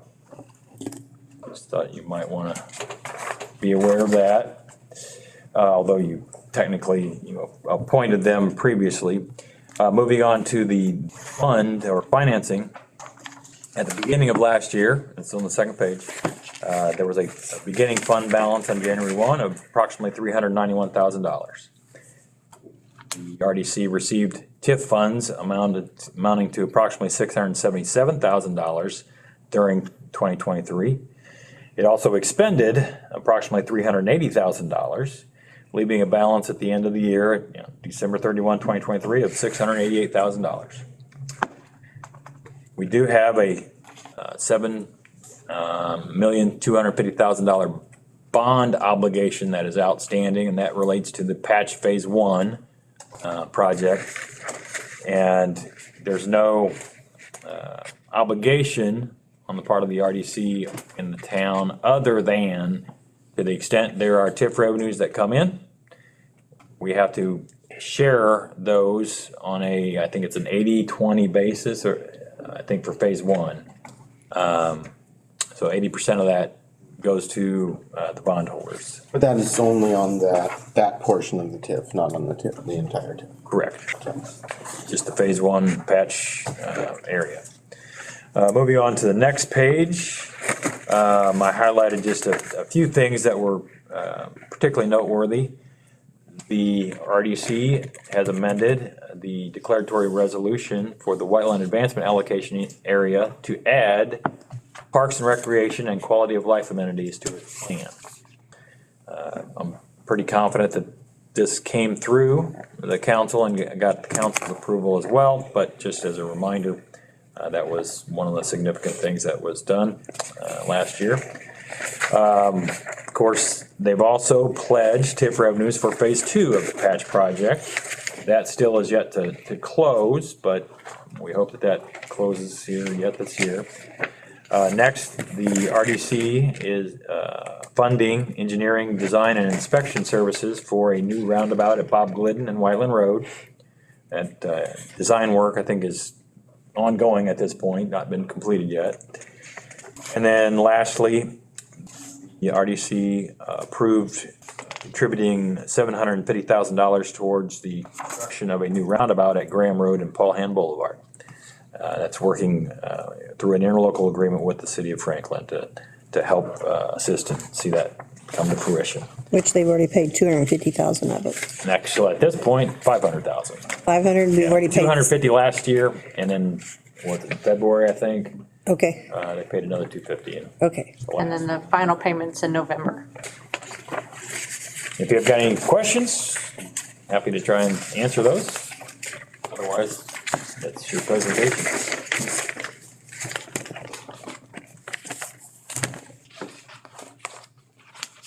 Well, thank you.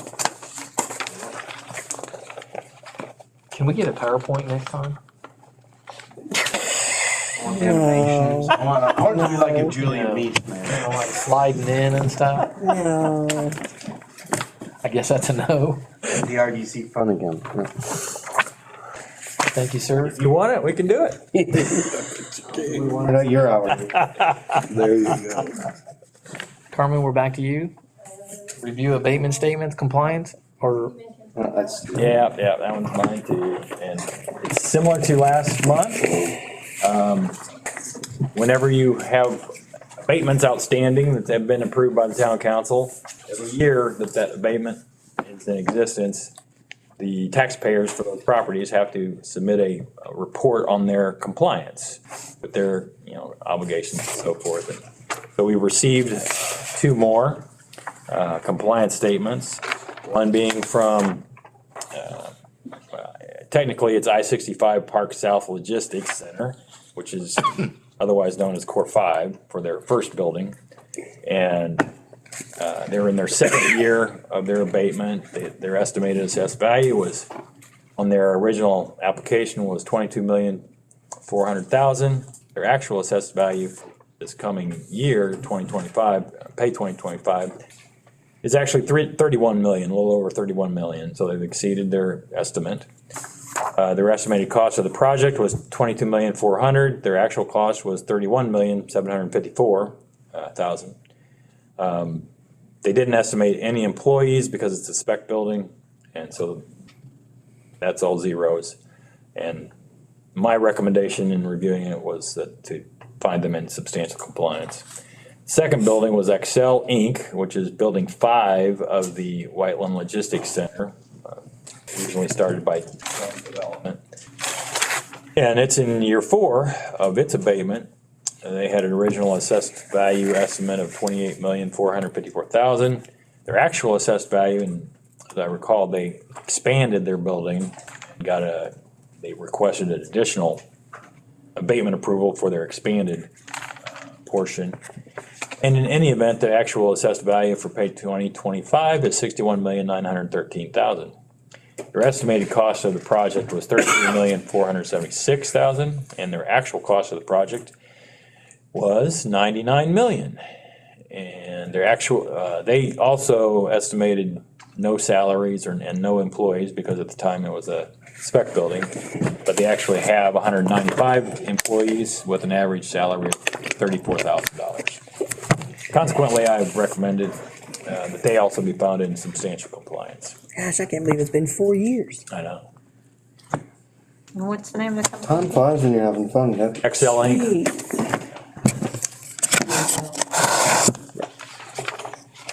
How did they estimate 33 million and then the actual cost is Because they, 9? Is that? I have to believe that relates to the expansion. yeah. And probably the expansion, I'm betting they're putting personal property into that. Well, They're putting all the equipment that DHL has in. Man, that ought not to be part of the assessed value, because that's, assessed separately. No, I mean the 99 mil. Includes all the I'm betting conveyors that- and robots and stuff? The actual cost of the project, Oh, at 99 million, I'm guessing. that's possible. It's More than just, building. If not, the project manager or estimator probably fired.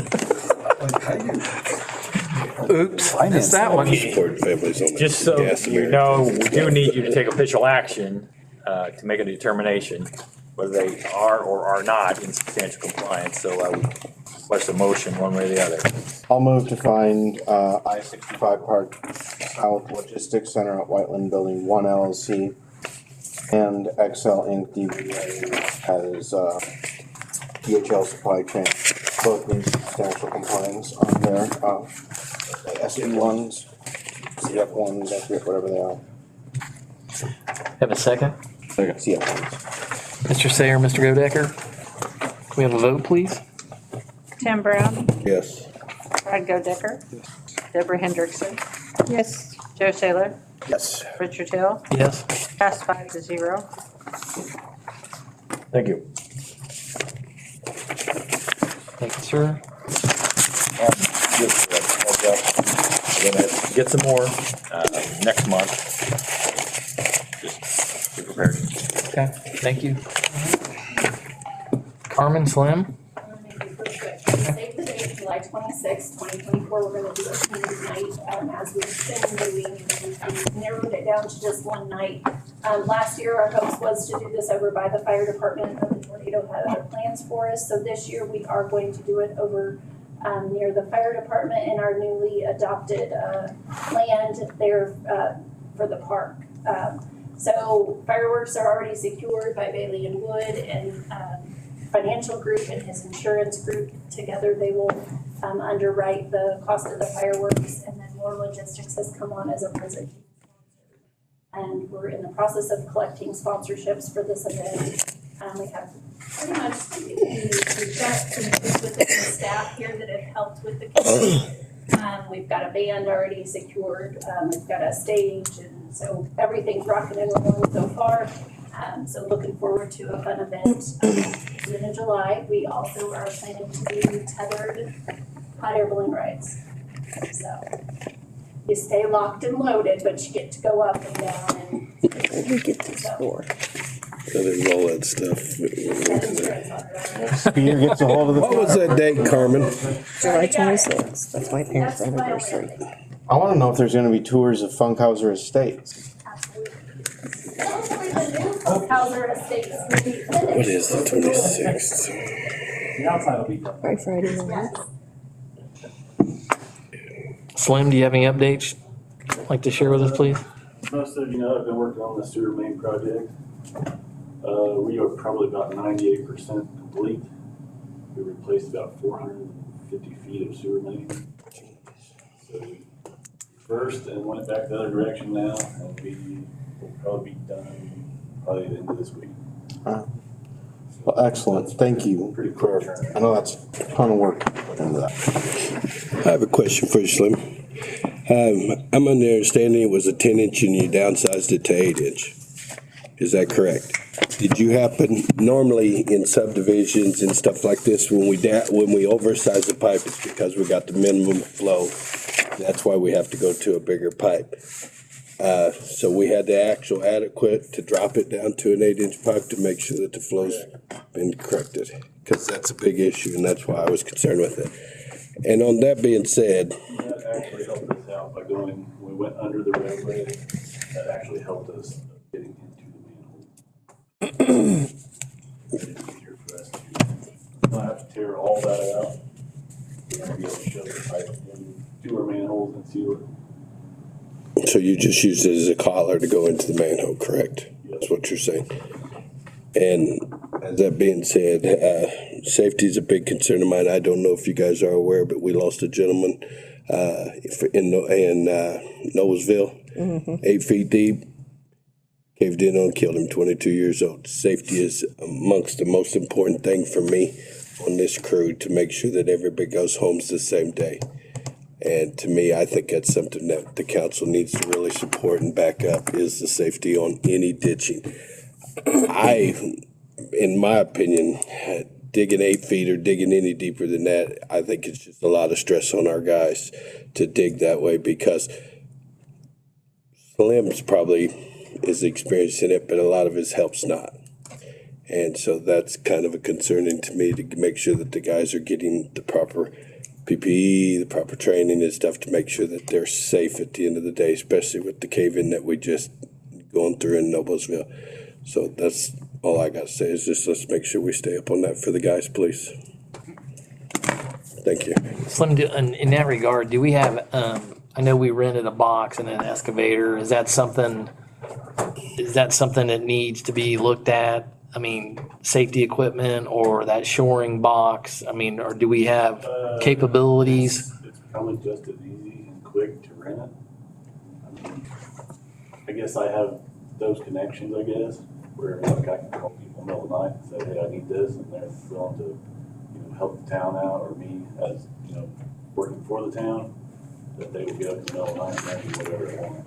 A lot of people will do that, and that's my concern, making sure, because with the excavator we have, it's not capable of digging that deep. So the point is, but to go safety wise and to shore it out, you pulling boxes, the heavier boxes that you got to have is stacking them on top of it, and that's what concerns me. And so that's The problem that I've run into is that they're only about, what are those? I think they're 8-footers. So You rented a bigger one. Yes. Yeah. The length helps us out. That's why the bigger boxes makes me look bad. With the boxes that we have, but it's a little more time consuming. So you get drag them along, because they're designed to drag with you. I know, Slim, we had corresponded, I think it's probably gonna be in our best interest potentially. I mean, collectively, obviously it's a decision, but I mean, we're gonna have to put together a plan of, scoping out our infrastructure and our piping and stuff like that. Is that possible to put something together to where we potentially can target certain areas of inspection and then potentially budget? through and camera a bunch of stuff and see what we got and what we don't have, and then make a plan from there. Okay. All right. Thank you, sir. Appreciate your efforts. Thanks, Slim. Police Department, Mr. Ship, you have anything, sir? You sure? Okay. Mr. Eric? I do. Two things tonight, and this is some of the stuff that we talked about last month with the purchase of that new used rescue truck. I told you I'd be back this month just to ask for permission to surplus and to get rid of the old rescue truck, the 1994 International vehicle that we have. So after the voucher packet was approved tonight, that took care of the purchase of the truck. So I'd like permission to be able to work with Stephen to basically start down the process of getting rid of the other rescue truck. So I think the way it works in the state of Indiana, we first have to offer it up as firefighting equipment to all of the volunteer districts, territories, and volunteer fire departments in Johnson County to start with. And then once we've done that, if nobody makes a bid on it at that point, then we can go any route at that point to get rid of it. So I would ask for permission to be able to move forward with that and to be able to work with Steve and get that taken care of on that truck first. And then I also have, I'll just go ahead and do the other one real quick too. We have an old 1998 GMC Sierra, got 240,000 miles on it. Truck hasn't run in years. It's just sat in the parking lot. It was an old plow truck. It's basically become a beast out there in the parking lot right now. I do believe we got some money for it, for insurance when the tornado came through, so there's really, it's gonna cost us way more to even get it up and running than it is just to surplus that. So that would be one that I would also ask to be able to work with Stephen to see, I guess if it has no value, to be able to get rid of it, or if it does have some value, then for us to at least offer it up as firefighting equipment to everybody and then work down the path of basically having it paid.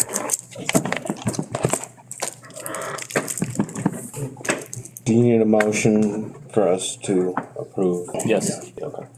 I'll move to approve the surplusage and disposal of the vehicles as described by Chief Hauser.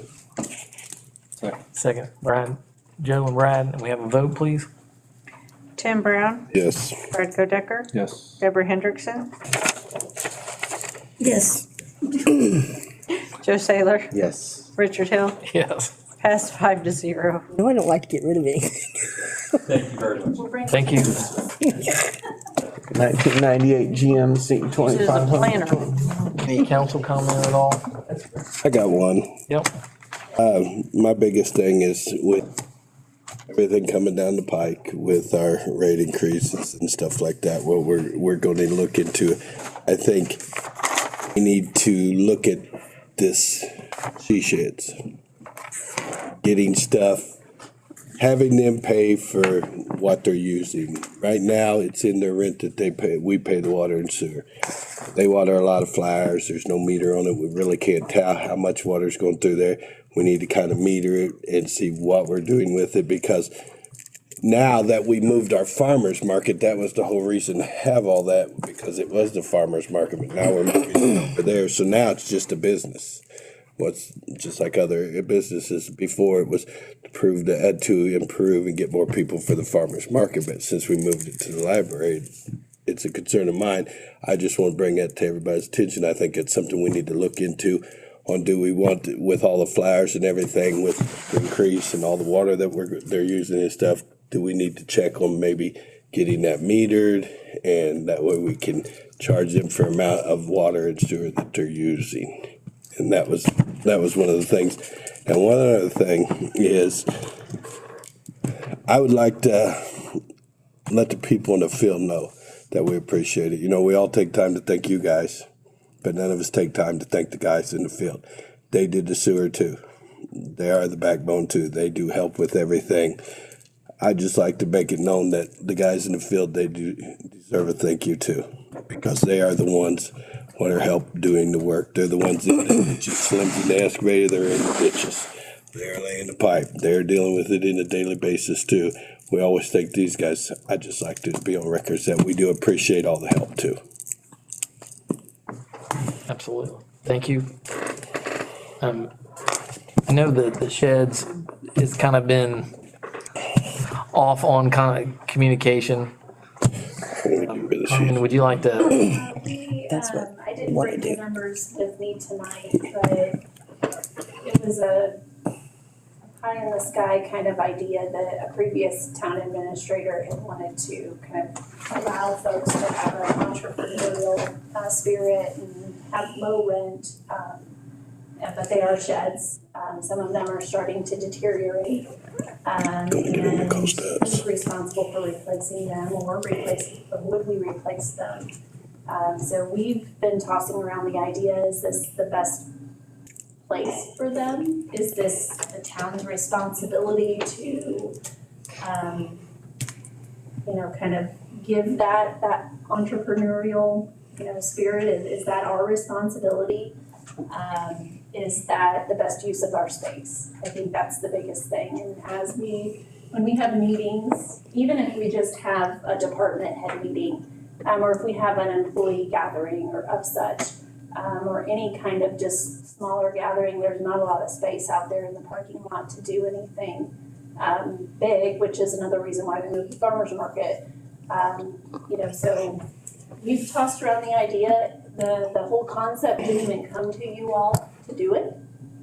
So if you want us to kind of come to you all with our suggestions, I'd be more than happy to come back next month with kind of what we bring in, what we expend, if it's metered. I about lost it when I saw the electric bill. They do have their own meter. We paid to have a new meter post put out there and have that installed. I think it was like $5,000 or $6,000 just for us to have that post set, that base set, initially. So I don't know that it doesn't get us money.